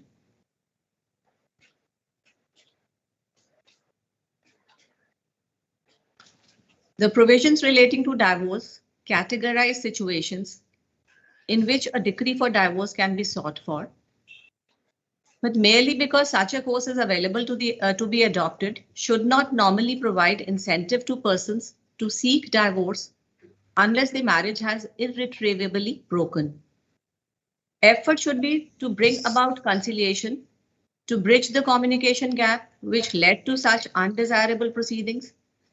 People rushing to courts for breaking up of marriage should come as a last resort, and unless it has an inevitable results, courts should try to bring about conciliation. The emphasis should be on saving the marriage and not breaking it. This is more important, as Lordship has also pointed out, in cases where the children bear the brunt of dissolution of marriage. The worst affected victims of divorce are probably the children. The most traumatizing situation for a child is perhaps seeing one's parents getting separated. Being the constant witness to fights and emotional turmoil among his or her parents is certainly an unfortunate circumstance for a child. As for a child, both his parents are dear to him or her. Being away from one of them can hamper his emotional state of mind severely. It has been held in case titled Rosie Jacob versus Jacob A. Chakramakal, AIR 1973, Supreme Court 2090, that the children are not mere chattels, nor are they mere playthings for their parents. In these circumstances, it has to be kept in mind that the child is both a hope and a promise for mankind. The greatest gift we can gift our children are the roots of responsibility and the wings of independence. Often it is seen that in matrimonial proceedings, the interest of the child takes a backseat. In divorce proceedings, including divorce by mutual consent, the parties are so engrossed in their bitter fights that the welfare of their own child is lost sight of. It is here that the court must guide them. In mutual consent divorces, the parties settle all the terms and conditions before approaching the court. And we, as judges, seldom scrutinize those settlements. At times because we do not care, and at times with the thought that it may disturb the arrangement between the parties. However, in this rigmarole of thoughts, we miss the most important aspect of securing the future of the minor child by ensuring that a reasonable amount of maintenance has been kept aside for the child. Since Section 13 of the Guardians and Wards Act categorically stipulates that the welfare of the minor is the paramount consideration, therefore, it is also the paramount duty of the court to ensure that while parting ways, the parents have taken all due care to secure the future of the child and have a writing to that effect also, be it in the form of a gift, as pointed out by the Lordship, or in the form of a fixed deposit for the minor child, by creation of a trust for his benefit, a health insurance, or an insurance policy. There must be some means for securing the future of the child in the terms and conditions settled between the parents. In matrimonial matters, the financial conditions of the parents and their affluence must be considered, and it must be ensured that the amount left aside for the minor child is sufficient to cater to his future needs.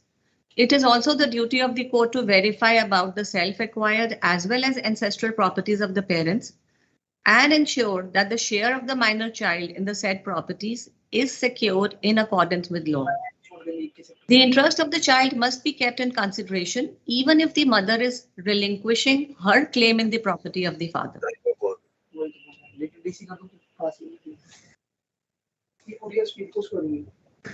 Then we'll come to divorce by mutual consent. What are the requirements?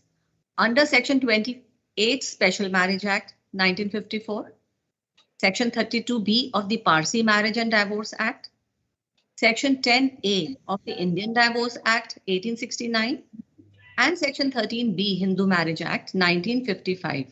A joint petition is required to be filed by the spouses. They must have been living separately for a period of 1 year. Though of course it is 2 years under the Indian Divorce Act. They have not been able to live together and they have mutually agreed that marriage should be dissolved. Living separately should be immediately preceding the petition of the divorce. Now, what is living separately? This has been explained by the Honorable Supreme Court in case titled Sureshta Devi versus Om Prakash, AIR 1992, Supreme Court 1904. So it has been observed that the expression living separately means not living like husband and wife. It has no reference to the place of living. The parties may live under the same roof by force of circumstances, and yet they may not be living as husband and wife. The parties may be living in different houses, and yet they could live as husband and wife. So what seems to be necessary is that they have no desire to perform marital obligations, and with that mental attitude, they have been living separately for a period of 1 year, immediately preceding the presentation of the petition. Now, there is waiver of the cooling off period. In a divorce by mutual consent, there is a period of waiting for 6 to 18 months. This interregnum was obviously intended to give time and opportunity to the parties to reflect on their move and seek advice from relations and friends. In this transitional period, one of the parties may have a second thought and change the mind not to proceed with the petition.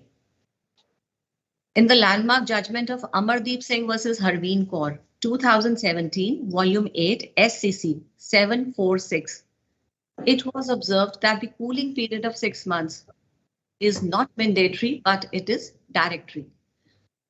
It was held that as the period mentioned in Section 13B2 is not mandatory but directory, it will be open to the court to exercise its discretion in the facts and circumstances of each case. Where there is no possibility of parties resuming cohabitation and there are chances of alternative rehabilitation. So it is if a case is made out to waive the statutory period under Section 13B, subclause 2 of the court can do so after considering certain facts. I'll just enumerate those facts. First, the statutory period of 6 months specified in Section 13B, subclause 2, in addition to the statutory period of 1 year under Section 13B(1) of separation of parties, is already over before the first motion itself. Second, all efforts for mediation or conciliation, including efforts in terms of Order 32A Rule CPC, Section 23(2) of the Hindu Marriage Act, and Section 9 of the Family Courts Act to reunite the parties have failed, and there is no likelihood of success in that direction by any further effort. The parties have genuinely settled their differences, including alimony, custody of child, or any other pending issues between them. So these are the factors which have to be considered by the court before waiving of the cooling off period. And the last but not the least is the waiting period will only prolong the agony. So these are the factors which the courts have to consider. Otherwise, the cooling off period cannot be waived off. The waiver application can be filed 1 week after the first motion, giving reasons for the prayer for waiver. If the conditions mentioned hereinbefore are satisfied, the waiver of the waiting period for the second motion will be in the discretion of the court concerned. It has to be kept in mind that the object of cooling off period of 6 months before grant of decree of divorce is to safeguard against hurried decision if there is a possibility of reconciliation. So if the court is satisfied that there is no possibility of reconciliation, then it can go ahead. Object is not to perpetuate purposeless marriage or to prolong agony of parties where there are no chances of reconciliation. There's another case, Jai Shankar and another versus Nil, 2021 SCC Online, Madras 708, where the husband and wife had been living separately for 13 years. So there also, the relying upon Amardeep Singh's judgment, the cooling off period was waived off. Now it has to be remembered that the consent of the parties must be free. It should be free from force, fraud, or undue influence. In this regard, there's a citation, Anuradha Samir Venengot versus Mohandas Samir Venengot. May I request Mr. Malhotra to switch off the mic? Sorry. Thank you so much. Sorry, thank you. It's fine.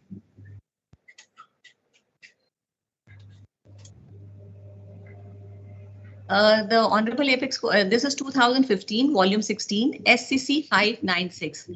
In this, the Honorable Apex Court has held in the fact, first I'll just give you the brief facts. The wife was suffering from cancer. She agreed to divorce by mutual consent in consideration of rupees 12.5 lakhs as full and final settlement from husband.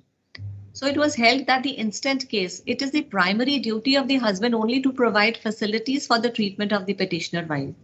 This is pre-existing duty of the husband, provided the husband has sufficient means and he is diligently doing his part in taking care of her. By the settlement agreement, the respondent husband is promising to do something which he is already bound to do. Then it is not a valid consideration for the settlement. So here the consent was not free. Navdeep Kaur versus Mahinder Singh Ahluwalia. Here again, this is 2010, Volume 2, Marriage Law Journal, 400. Honorable Punjab and Haryana High Court has again discussed that the paramount thing which is required to be considered by the court is correctness of contents of the petition filed, and also to see that consent of either of the parties has not been obtained by way of force, fraud, or undue influence. In this case, the parties were appearing through attorney. So it has been, as a matter of caution, it has been stated that in the absence of the parties, where the attorney appears, the courts have to be more cautious and vigilant in recording its satisfaction about the consent. So now there are cases when the parties are absent, maybe in the second motion. So it is a settled legal position that consent cannot be presumed by the absence of the parties. In case titled Samriti Pahadia versus Sanjay Pahadia, 2009, Volume 13, SCC 338, Honorable Apex Court has held that consent cannot be presumed by the absence in court of one spouse at the end of 6 months cooling off period. Then in Ramola Mandir versus Charanjit Singh Mandir, 2015, Volume 3, Law Herald 2556. It was held that where one of the parties is absent during the course of second motion, the trial court should afford at least one opportunity to the party to appear for second motion before dismissing the joint petition, as the same is moved jointly by the parties under section 13B. Now, withdrawal of consent of the parties.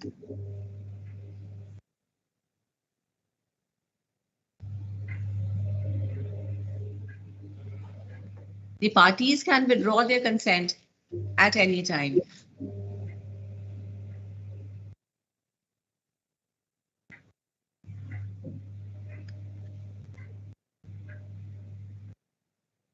In case titled Avnish Sood versus Tithi Sood.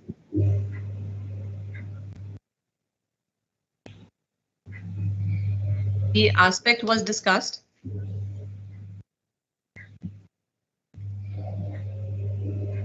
There was another case, Sarishta Devi versus Om Prakash. A party to the petition can unilaterally withdraw his consent at any time till passing of the divorce decree. If subsequent motion seeking divorce decree under subsection 2 is not of both the parties, because of withdrawal of consent by one of the parties, court gets no jurisdiction to pass the decree. The mutual consent should continue till passing of the decree. There's Anil Kumar Jain versus Maya Jain, where the Honorable Apex Court granted divorce under Article 142 Constitution of India, where the withdrawal of consent by one party, even expiry of statutory period of 6 months, was resulted in of the petition. Now, in case Rajesh R. Nair versus Meera Babu, AIR 2014, Kerala 44. In this case, the issue that was raised was whether once a consent is given and later on it is withdrawn by one of the parties, can the court inquire into the bona fides or otherwise of the withdrawal of the said consent? The answer is no. It is not for the court to probe into the bona fides or reasonableness of withdrawal of consent. And once consent is withdrawn, the only option available to the courts is to close the matter at that stage. Now, there are cases where benefits have been received by the parties. Now, Deepak Singh versus Pooja, 2016, Volume 2, RCR 742. Honorable Punjab and Haryana High Court has held that if the party that receives money retracts from mutual consent, such a party would be required to restitute the amount so received. It is a duty is cast upon the court seized of such disputes to restore parties to the position on the date of filing the petition.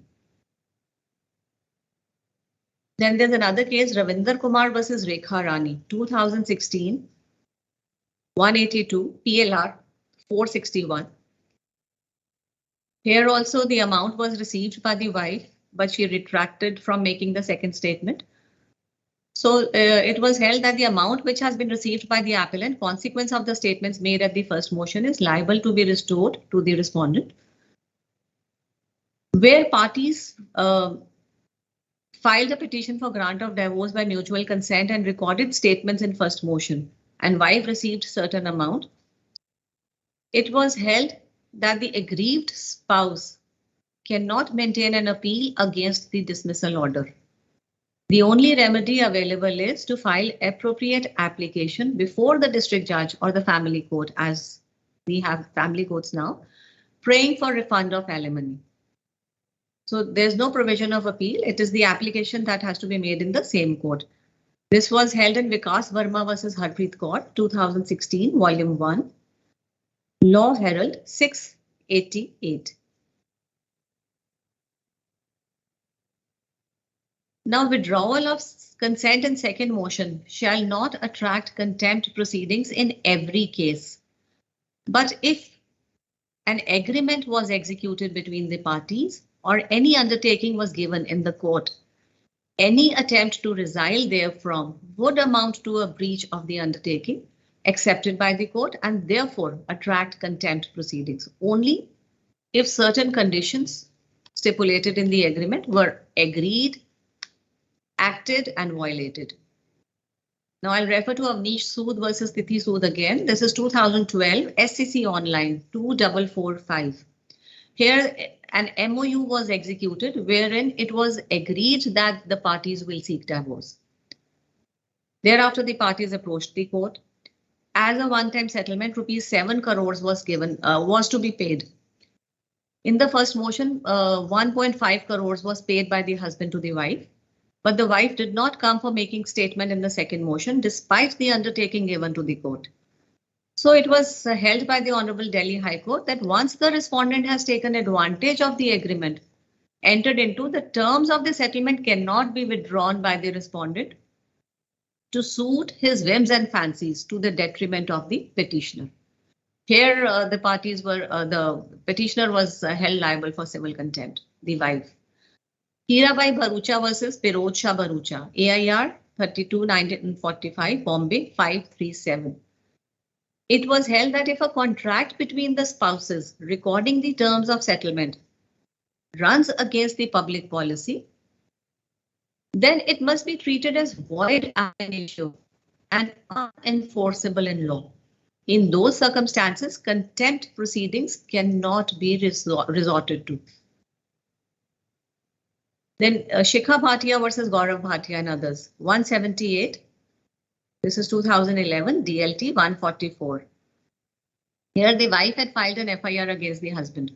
The husband filed the anticipatory bail application, and during pendency of that petition, a settlement was reached between the parties to the effect that parties will seek divorce by mutual consent.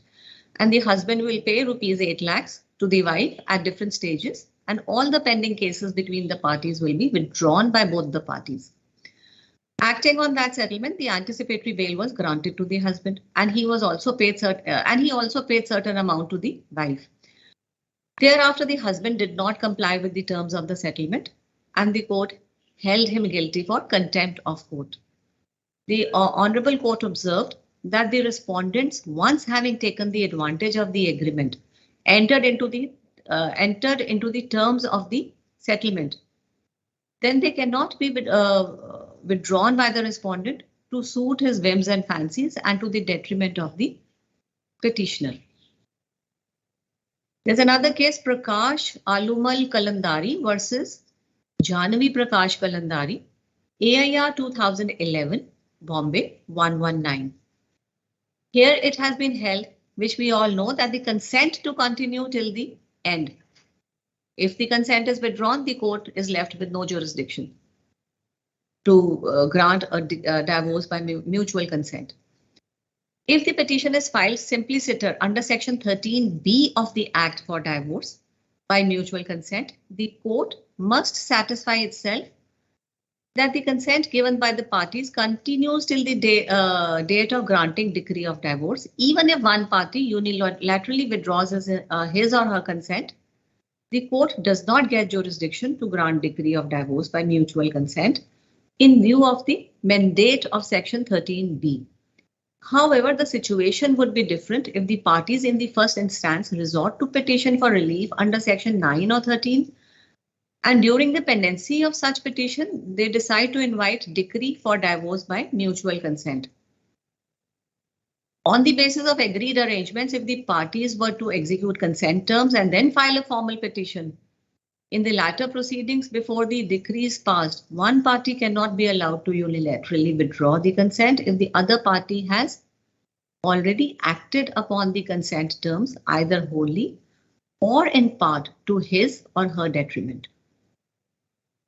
So simple withdrawal of consent would not attract contempt, but the other conditions as mentioned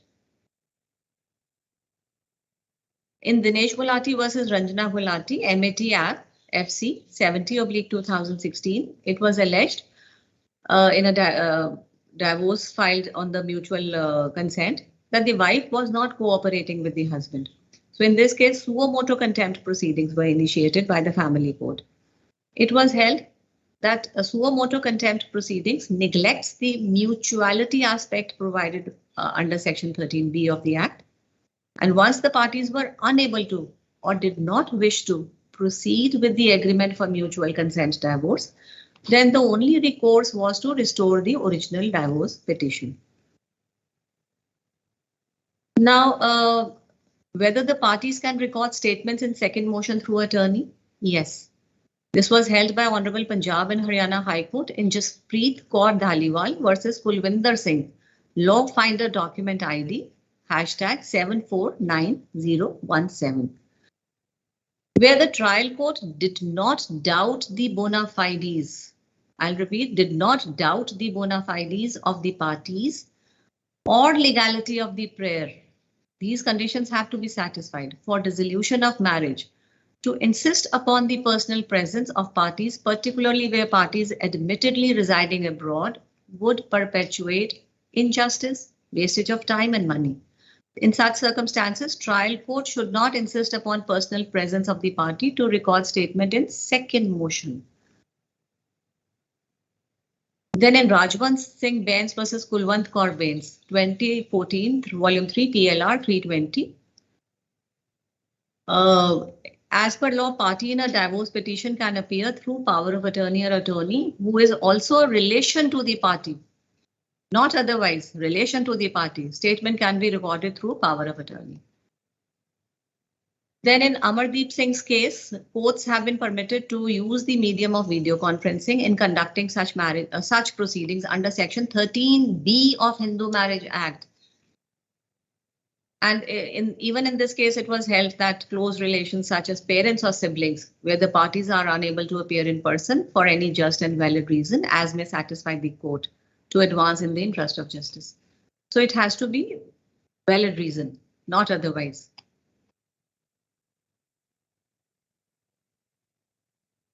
Now there's another case, Santhini versus Vijay Venkatesh. Here the validity of proceedings conducted through video conferencing by the family court was taken into consideration.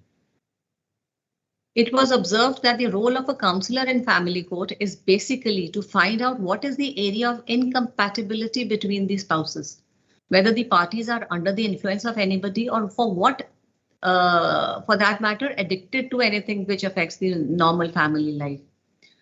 Even in the custody matters, the counselors assist the child if she is of such age to accept the reality of incompatibility between the parents, and yet make the child understand that the child is of both parents, and the child has a right to get the love and affection of both the parents. So it was observed that to what extent the confidence and confidentiality will be safeguarded and protected in video conferencing, particularly when efforts are taken by the counselors, welfare experts, and for that matter, the court itself for reconciliation, restitution of conjugal rights or dissolution of marriage, etc. So it is certainly difficult in video conferencing, if not impossible, to maintain confidentiality. It was also observed that the footage in video conferencing becomes part of the record, whereas the reconciliatory efforts taken by the duty holders referred in the judgment are not meant to be part of the record. So in reconciliatory efforts, physical presence of the parties would make a significant difference. So in this judgment, it was opined that the directions issued by the Honorable Court in Krishna Veni Nigam versus Harish Nigam needed reconsideration on the aspect of video conferencing, and therefore the matter was referred to larger bench for consideration. So the finding of larger bench is reported in 2018, Volume 1, SCC, page 1.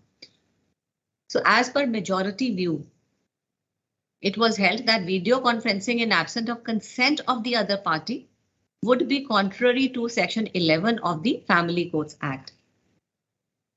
Physical presence of both parties in matrimonial proceedings held in camera is essential as it creates environment of trust, confidentiality, privacy, and emotional bond. Video conferencing at the first instance without consent of both parties would create a dent in settlement process and affect affirmative rights of dignity, privacy, and choice, particularly of women. Once settlement fails and when joint application is filed, or both parties filed their respective file memorandum for hearing of the case through video conferencing before family court, in that event, it may exercise its discretion to allow such prayer or after failure of settlement, if family court considers it appropriate, having regard to facts and circumstances of the case, that video conferencing would subserve cause of justice, it may so direct. The dissenting view came from Honorable Mr. Justice Chandrachud. It was held that video conferencing does not negate postulates of in-camera proceedings, even if such proceedings are desired by one of the parties. And it was observed that video conferencing is gender neutral and is capable of maintaining privacy. There's another case, Anjali Brahmwar Chauhan versus Naveen Chauhan, 2021, SCC Online, SC 38, where Honorable Supreme Court allowed video conferencing in matrimonial matters, but though not as a matter of course. It was observed, taking note of Santhani versus Vijay Venkatesh's case, which I just referred to here and before. It was observed that proceedings in all courts are being conducted only through video conferencing since March 2020, due to physical functioning of the courts having been stopped. Therefore, video conferencing can be resorted to, but not as a matter of course. So in Balwinder Singh versus Suman Rani, there are many cases in which in the first motion, in the consent, divorce by consent decrees, video conferencing has been allowed. So due to paucity of time, I'll just rush through. We'll talk about the Muslim law as well. In India, as per provisions of Section 2 of Muslim Personal Law, Shariat Application Act 1937, the Shariat law is made applicable to all Muslims for deciding their personal matters, which includes the matters of dissolution of Muslim marriage. The Shariat law is a comprehensive code of behavior that embraces both private and public activities of Muslims, and it also provides a complete judicial system. In case titled, the names have not been disclosed, 2021 SCC Online Kerala 2054, the jurisdiction of family courts has been upheld in deciding the matters of pertaining to talaq. Now, forms of divorce by consent under Muslim law are khulla and mubarak. Now, this has to be remembered that it is essentially an act of the parties and no intervention by the court is required in this case. The parties can come for a declaration if they so desire. I will not go into details of khulla and mubarak. The wife has right to seek dissolution of marriage under the provisions of the Dissolution of Muslim Marriages Act 1939. And after the enactment of the Muslim Women Protection of Right on Marriage Act 2019, the pronouncement of talaq at once is an offence in India. Now coming to the jurisdiction, Section 19 of Hindu Marriage Act stipulates, I'll not go into the details, stipulates the places where the divorce, where the parties can file the petition.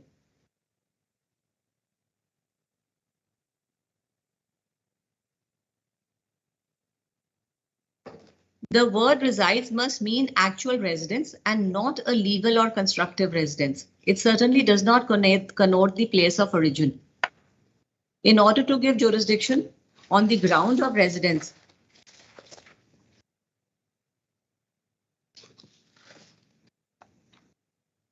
something more than a mere temporary stay is required.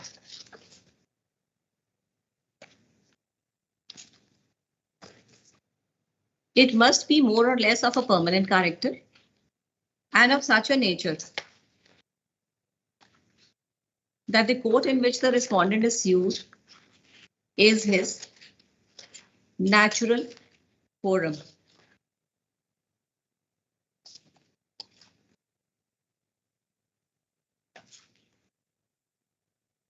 This is Jivanti versus Kishan, 1982.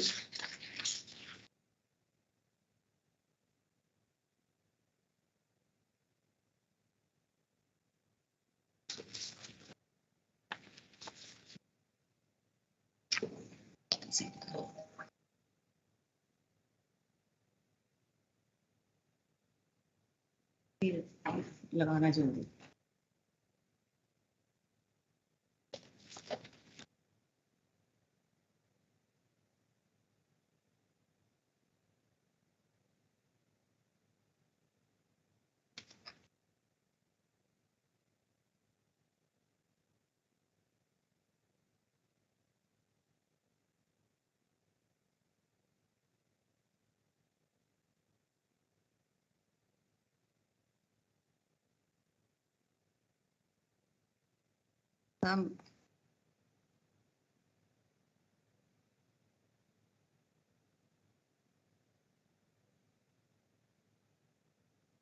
Now there are cases where the child is living with the mother.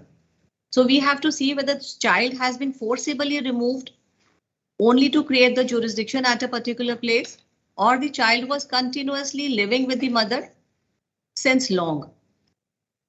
So I'll cut short the judgments also, which I wanted to refer on this aspect. So there are other cases. There was another query with regard to proof of marriage. Haryana Compulsory Registration of Marriage Act 2008 makes it mandatory that the marriages should be every marriage that has been solemnized in the state of Haryana and Punjab to be registered irrespective of caste, religion or creed. Now registration certificate is the best proof of marriage. Marriage can be proved through photographs, invitation card or even by an affidavit. Now there was a query from the officers with regard to transgender marriages.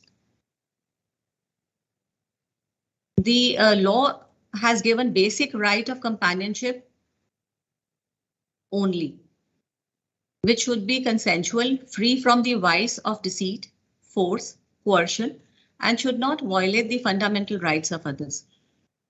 There is no acceptance of the institution of marriage between two individuals of same gender, either in personal law or codified statutory laws.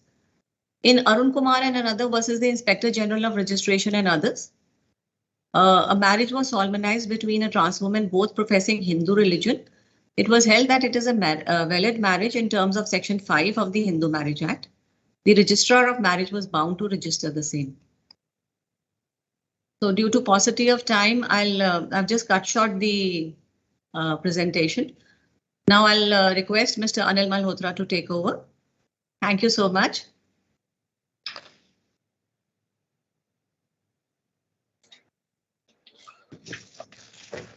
A very good afternoon to you all. Honorable Justice Ritu Bari, my teacher, Dr. Balram K. Gupta, whom I affectionately address as Lord Denning, and legal guardians of families. At the outset, I'm very, very indebted and grateful to Honorable Justice Ritu Bari, who has, ever since the inception of the High Court, taken the step forward of reorienting the rules for the family courts. And I owe this training, I owe this discipline to the Karta of the Kopassanary of Judges, Justice A.L. Bari, father of Justice Ritu Bari, who continues to guide us in his ripe age of 90s and has always been a source of inspiration to me as a young lawyer who joined the bar in '85, and his path-breaking judgments on whatever jurisprudence he dealt with was always the guiding path for judges and lawyers. Now, before I enter into the arena of limping marriages, as I call them, which Satya versus Teja Singh identified 42 years ago in 1975, I pose some questions which I, as a mechanic with a toolbox, lug around all over the country and which have arisen to me. Now, every morning when I see for 5 newspapers, I find in them scores of advertisements of substituted service, trying to serve erring spouses in Italy, in Germany, in Canada, in Sweden. And then every day I look at the CPC and I wonder to myself, why do we resort to Order 5 Rule 20, which talks of substituted service? Why have we not changed to Order 5 Rule 25, which came in after the judgment of the Supreme Court by Justice Sabharwal, where service was allowed by courier, by email, by fax, and other alternative means? My proposition is, when a marriage is limping, it needs to be resolved. When you pose a newspaper notice, it takes 3 months or 4 months before anything gets anywhere. And who is reading Tribune, Pioneer, or Chardi Kala in Italy, Germany, or France? So I seriously think that the High Court rules should incorporate a provision at par with Order 5 Rule 25, which says that where the defendant resides outside India and has no agent in India empowered to accept service, summons should be delivered to him at the place where he is residing and sent to him by post or by courier or any method approved by the High Court, by fax or the electronic mail service, to be as the High Court rules may provide if there is postal communication between the place and institute outside. So we seriously need to change this concept, outmoded concept of substituted service by newspaper notices, because I honestly, to me, it's only a prolongation of a misery which doesn't serve any purpose. So this is one humble suggestion I have. The second glaring issue which I find often in limping marriages is a domestic violence petition cannot be filed in the family court because the jurisdiction is under the Prevention of Women from Domestic Violence Act 2005. But what happens if there is, let us say, in one court in Chandigarh or in Punjab or in Haryana, a domestic violence petition before a judicial magistrate and a same list between the husband and wife and the child in the family court? Can they be clubbed? The question has been taken by me recently to the Supreme Court, but this is an inconsistency which will need to be resolved at some point of time. The third issue which I find in limping marriages is that the spouse who comes to India, sometimes the woman, takes an interim custody order under Section 21 of the Prevention of Women from Domestic Violence Act. So the foreign court wants to know, is this remedy conclusive? The answer is in the Prevention of Women from Domestic Violence Act, because it says the independent remedy is available, and the substantive remedy is under the Guardian and Wards Act or the Hindu Marriage Act or the Special Marriage Act, as the case may be. The second is parents, spouses come complaining that the order of the family court has not been complied with. Is execution the only answer? Or does the power lie with the High Court to issue contempt under the Contempt of Courts Act? Because under the Contempt of Courts Act, Section 10 says that the High Court can take notice of the court's contempt or violation of the subordinate courts also. But how many have been filed? How many have been entertained? So there is something in the rules which probably will need to cover this as well. Then another issue which probably can be addressed in the rules is, if there are interim orders passed by the family court which are not appealable under Section 19 of the Family Courts Act, how are they to be challenged? In Bombay, they are challenged by a writ petition under Article 227 of the Constitution. In our court, they are challenged under 227 and they are tabled as a civil division. So I think some nomenclature to define the challenge to the interim orders would be necessary, because under Section 19(4) of the Family Courts Act, interlocutory orders cannot be challenged under the Family Courts Act itself. Now, with this brief introduction, I now come to an area which I will speak minus judgments, because eminent speakers before me have led to you a rich knowledge, a data bank of citations on probably every aspect. So I would not wish to repeat, and I would not wish you to be burdened with more citations. I have circulated a concept paper in which I have given all the citations. My ninth book, Global Indian in the Law, contains a plethora of law, but I will talk to you about human beings, lives, because you are guardians of families. You are not family court judges.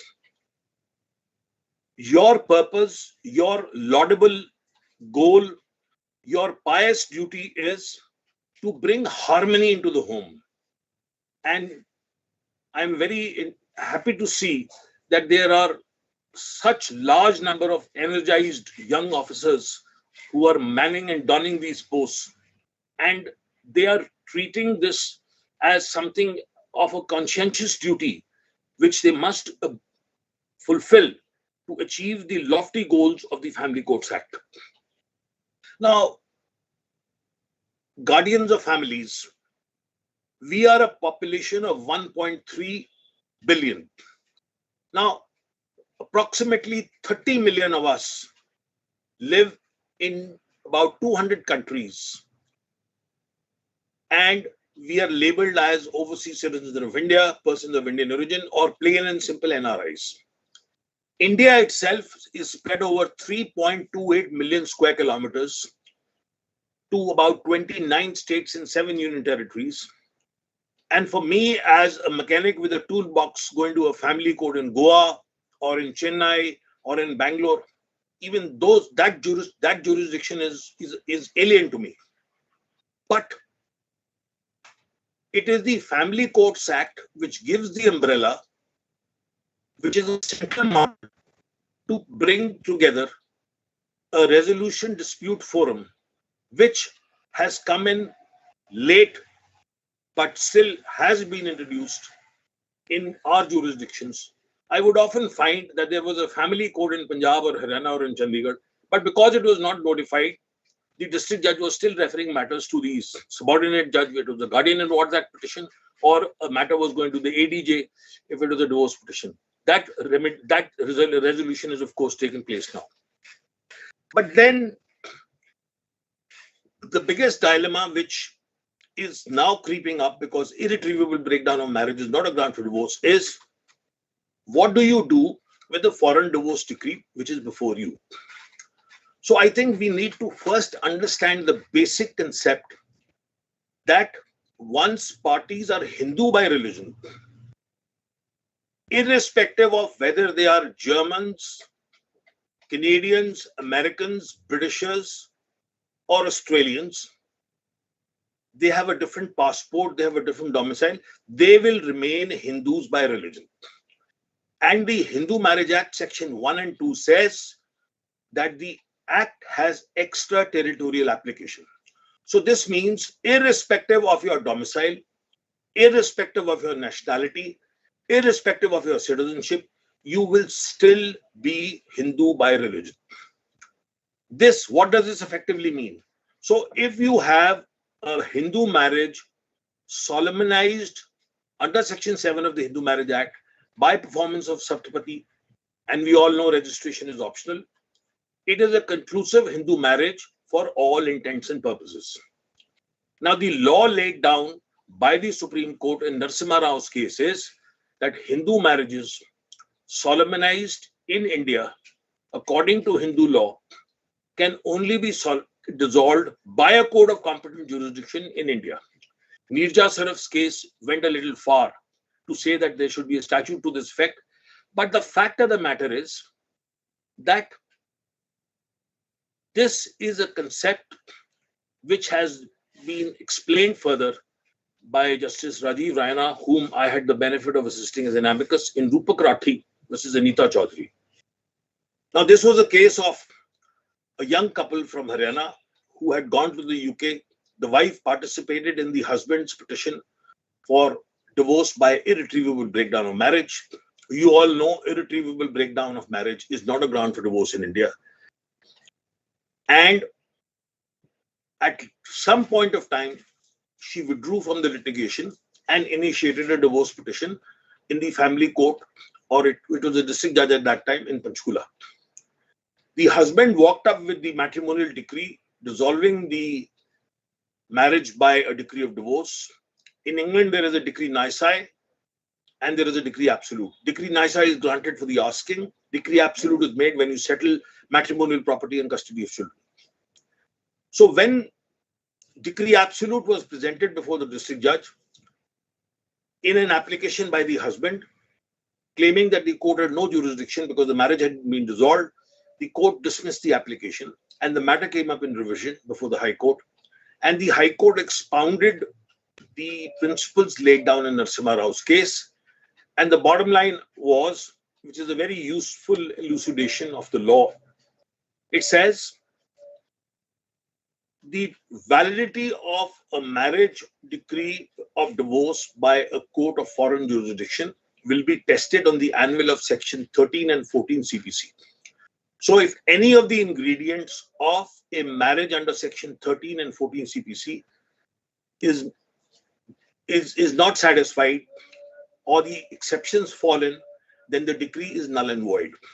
So the straight answer is, if it is a decree of divorce on irretrievable breakdown of marriage, it is no good, it does not serve any purpose, and the court is bound to reject the decree of divorce. What next? So the answer is, if an application under Order 7, Rule 11 CPC is presented to you, seeking to dissolve the marriage on the preliminary ground of maintainability, you are free to reject it, saying it is not a valid marriage. And then what do? You will have your own pleadings, you will have your own substantive petition, you will have the evidence, you will coin issues, and you will decide. And the foreign decree may be one part of your conclusive decision if you wish to go into on merits. Now, on another note, which I will address tomorrow, is the procedure which a family court ought to adopt in a matrimonial proceeding or a guardianship proceeding. And this has been expounded by the Supreme Court by Justice Khanwilkar in a brilliant, illuminating judgment where I had the opportunity to assist the Supreme Court on what should be the procedure in a family court. That we will take up tomorrow. But coming back to the discussion. So you as the family court, under section 12 and section 14, I would very, in a nutshell way put, you are the Chief Justice of your own court. After you comply with the substantive procedure of the Family Courts Act, the Hindu Marriage Act, or the Guardian and Wards Act, you are free to devise your own procedure on what you have to do, on how you will handle the proceedings before your court. I've had the opportunity of conducting some matters in Delhi, where I find that the family court judges with seniority and age and experience have come out with very illuminating ways and methods of recording evidence, of coming down to issues, taking documents not admissible under law of evidence, breaking away from the shackles of procedure.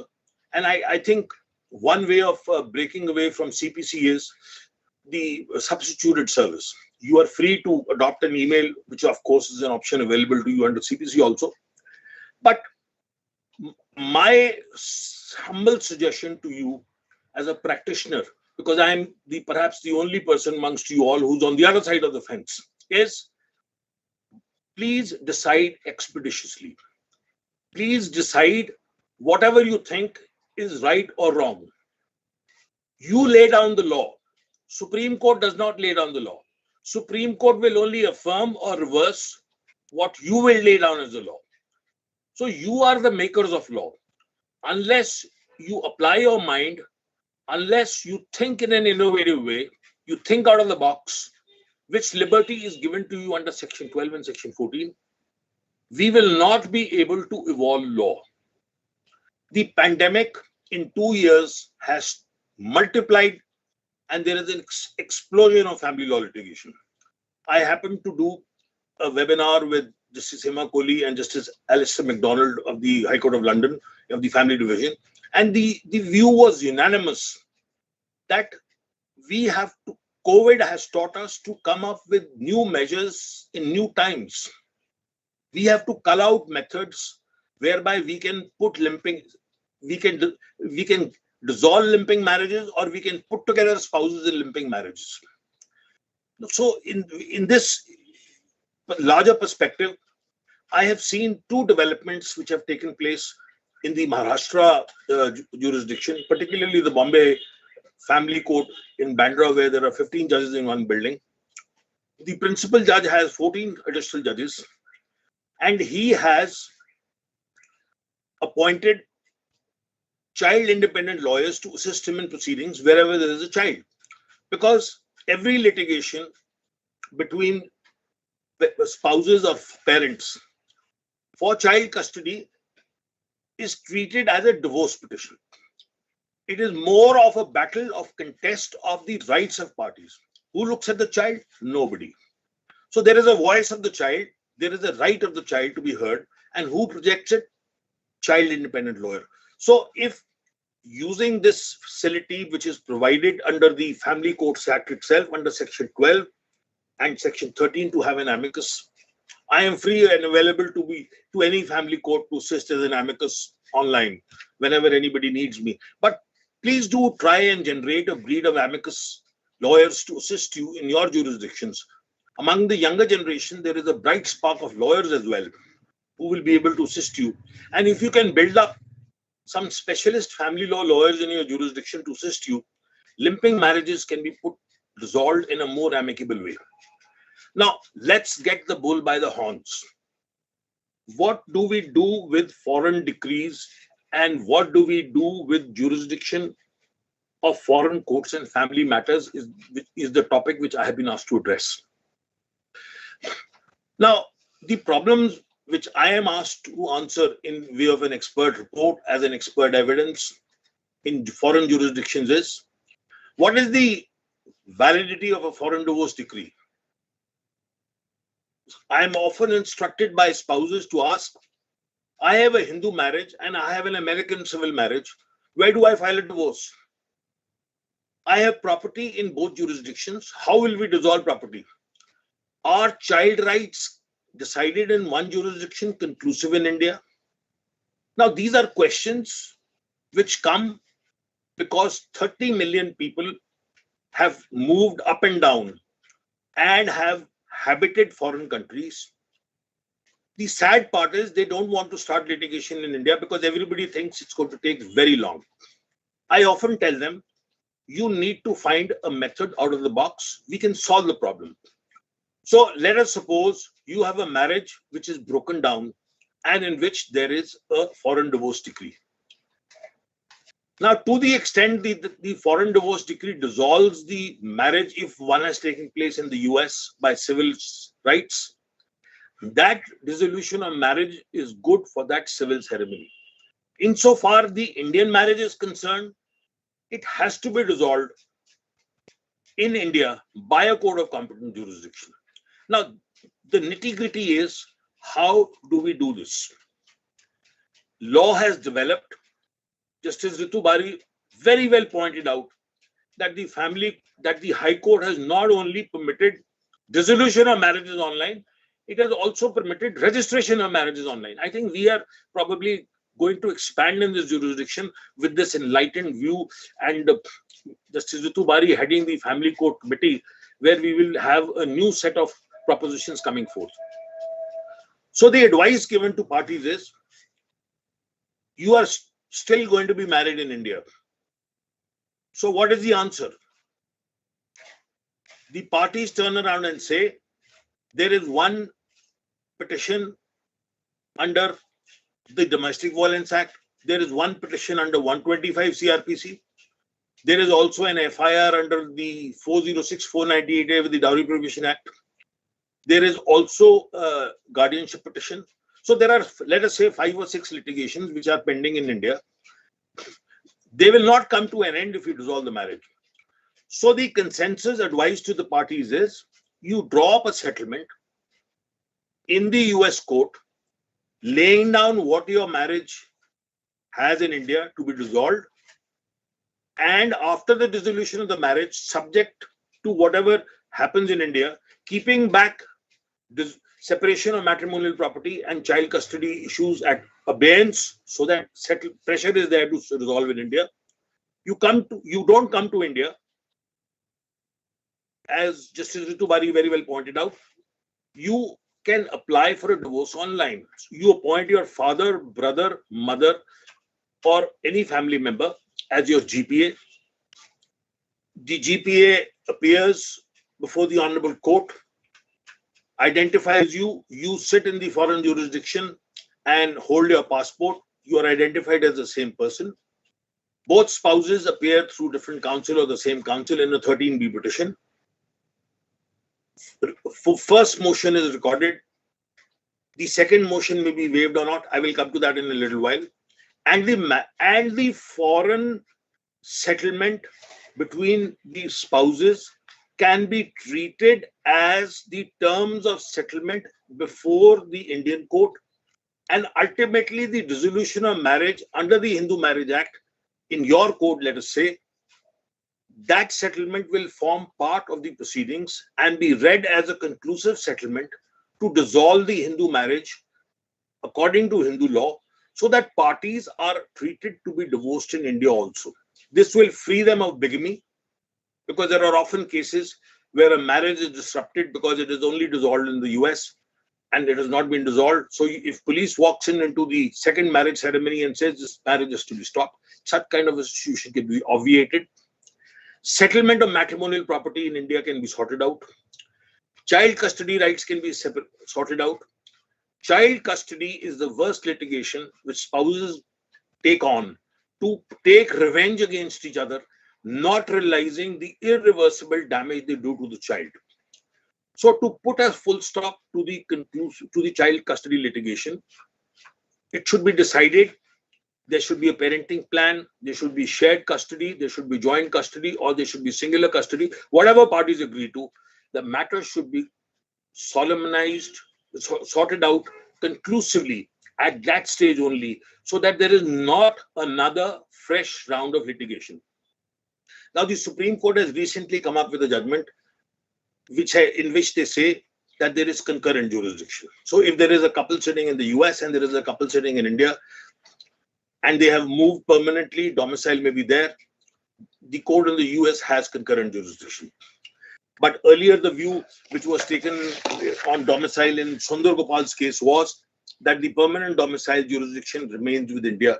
So Supreme Court has a varying concept, but the fact of the matter is, as far as India is concerned, whatever arises within your jurisdiction, and Section 19 is very liberal to you in terms of accommodating a petition, particularly once there is a 13B settlement, which is arising between the parties.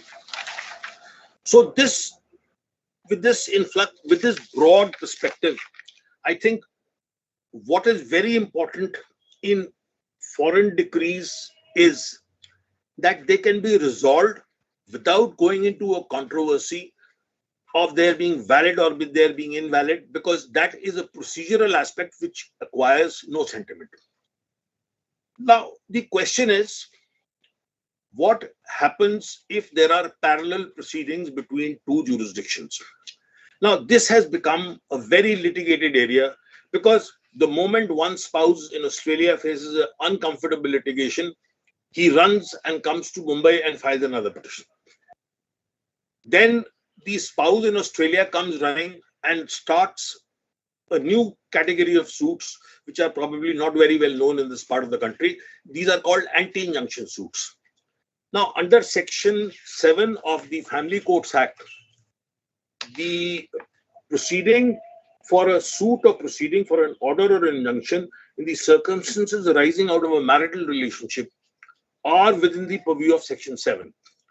Now, I happen to take an objection in the Delhi High Court in a matter where an anti-injunction suit was passed seeking restraint of the father to proceed with the family court proceedings in Delhi on the ground that proceedings were pending in the US.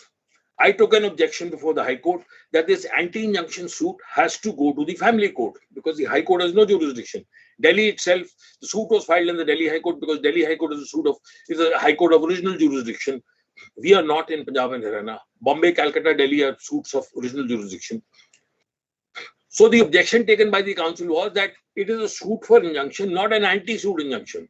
So Justice Manmohan interpreted it by referring to a full bench that an anti-suit injunction is a part of a suit for injunction. So the anti-suit injunction concept, which came from commercial matters, is now used in family law matters to say that between the same parties on the same dispute, the same list, two proceedings ought not to go on. And the principle of comity of courts and principle of forum convenience demands that the litigation should go on in one forum only. Now, the court in India or court abroad cannot stop each other. But the court in India and the court abroad can stop the parties before them who are same in the litigation in the other jurisdiction, not to pursue the litigation in that jurisdiction. So such type of suits are known as anti-injunction suits. So anti-injunction suits are now a common parlance because litigation is sought to be stopped. An anti-injunction is very difficult to obtain because convincing the court of the jurisdiction is a difficult task. Foreign courts tend to grant the anti-injunction more liberally. Sometimes when parties don't stop or courts don't agree, the fate is sometimes sad because there are conflicting decisions. Normally, if a court is told that the matter has reached a substantial stage, it does stop initially, but sometimes court do not agree. Now, here I wish to pause on an aspect, and I wish to develop the concept which Justice Bari raised in the beginning of counseling and counselors in the beginning. It is very important that the marriage should be sought to be resolved at a stage before it becomes ugly. In Bombay, the matter does not go before the judge till the counseling has taken place before the counselor and a report is received that the counseling has failed. Now, in Perry Consagra, Justice Lalit has authored a beautiful judgment saying that the reasons for the counseling having failed need not be recorded, but they have to be disclosed to the court so that the court can evaluate as to what went wrong. So if we were to have a counseling through expert counselors assisting the court, like we have the mediators in the High Court, where we have trained an entire set of very strong and eminent lawyers to assist the courts, maybe the infrastructure developing in your jurisdiction independently. It's up to you how I can imagine your limited resources, but maybe if the High Court were to assist with the counselors being made available to you, you would probably be better equipped in finding your feet in this issue. Now, the next issue is that how do you resolve property disputes and child custody matters in limping marriages? Now, as far as the law on children is concerned, insofar limping marriages are concerned, our Supreme Court has very clearly said child rights are never conclusive. Factors change, circumstances may differ, parties may remarry. Children are never bound in a straitjacket as far as child rights are concerned. So, even if there is a settlement, your conscience is pricked, feel free to devise methods for changing the custody issues of children. I will develop this concept of shared parenting and joint custody tomorrow in this perspective because it's a very important issue which needs to be addressed. The second issue in limping marriages come on access to children. The spouse or the parent who has a child in India in a marriage in which there is an issue deprives the other parent. So it is up to you to find ways and means. If there is a maintenance issue, stop the maintenance, do a barter, do a trade. Some resolution has to be found on the issue or as far as this is concerned. Likewise comes settlement of matrimonial property. Now, overseas, the settlement of matrimonial property is done by a 50-50 rule. Whatever is earned before marriage, whatever is earned during marriage is all split 50-50. So you have men often coming down to India to do divorces in India because they think they will have to pay less. Because we have a need-based maintenance law. We have to satisfy what is our requirement, what is our need, and according to the proportionate need, the maintenance is awarded. Now, there are situations when the spouse is earning, the maintenance is reduced down. Now, in this circumstance, a block settlement of a lump sum alimony is the best proposition, and the Supreme Court obviously endorses this process also and comes to a consensus on this issue. Now, coming to the issue of second motion, which I left there.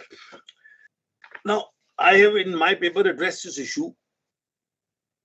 Supreme Court in Amardeep Singh versus Harveen Kaur 2017, Supreme Court 4417 has said, we have no power under 142 to dissolve a marriage on the ground of irretrievable breakdown of marriage. The power is under 13B.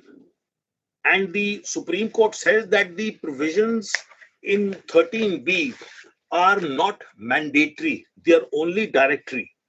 So the Supreme Court says, for waiver under section 13B2 and for the 6 months, Article 142 is not to be enforced. It is directory and not mandatory. It is a discretion of the family court to decide how you have to deal with this period. So if you find a matrimonial relationship has broken down, as I now see brilliant judgments coming from the appellate bench of Justice Ritu Bari, that where a marriage is over, there is no point in keeping it alive. There is no need to force compatibility, cohabitation between parties. So if parties have gone apart from the very first day of marriage and 10 years have elapsed, I think 13B is the ideal example to apply. But then what is the status of the condonation period? Do you have to wait for 6 months for the same motion? Now, this is a discretion for you to exercise. If there is a motion in the application, in the joint petition, that we have been living apart for a year already, or more than a year, or more than 5 years, we have already dissolved the marriage, I think that 6 months period ought to be condoned. Now, there is no straitjacket formula. There is no hard and fast rule. You as the judge of your own court, you as the legal guardian of the family, have to come to a conclusion how you will treat this, and it is up to you to decide whether you wish to condone the period or not. If you think there is a chance of saving the marriage, some relationship exists, fine. Now, there is a divide. As Justice Ritu Bari very rightly put it, every demographical jurisdiction differs on its needs, its requirements. You have a social strata under the poverty line. You have a social strata of earning groups. You have a high profile strata of double income groups in foreign jurisdictions. You cannot have a hard and fast rule for every category, applying the same rule to all of them. Now, jurisdictions like Andhra Pradesh, where there are two independently earning spouses and the woman sometimes earning more, people often draw up a prenuptial contract before they leave India because they do not want to get into an ugly mess. But that is an elite requirement, and that is an argument of an exclusive category which will not apply to people. So where you find that the spouse is handicapped on account of lack of funds or resources, I think you're invoking the Legal Services Authority, which is now in existence in every jurisdiction, in every district, to provide a counsel free of cost to the concerned party can be the aim. And I think in such a situation, your requirement of deciding a Section 24 application for maintenance and litigation expenses should be a priority before deciding any other ancillary issue, because the question is only if there is going to be sustenance, be it 125, be it 24, or be the Divi Act, can the litigation carry on. So whichever party is at a distress in a limping marriage, I think ought to need the redressal on this issue. So with this overview, I come to an end. I only wish I could answer questions, but that is of course not possible. Maybe when Lord Denning decides to do a physical conference, wholeheartedly with the guidance of Justice Bari, we will be able to exchange views and thoughts and have a dialogue to exchange views and learn from each other. Thank you very much.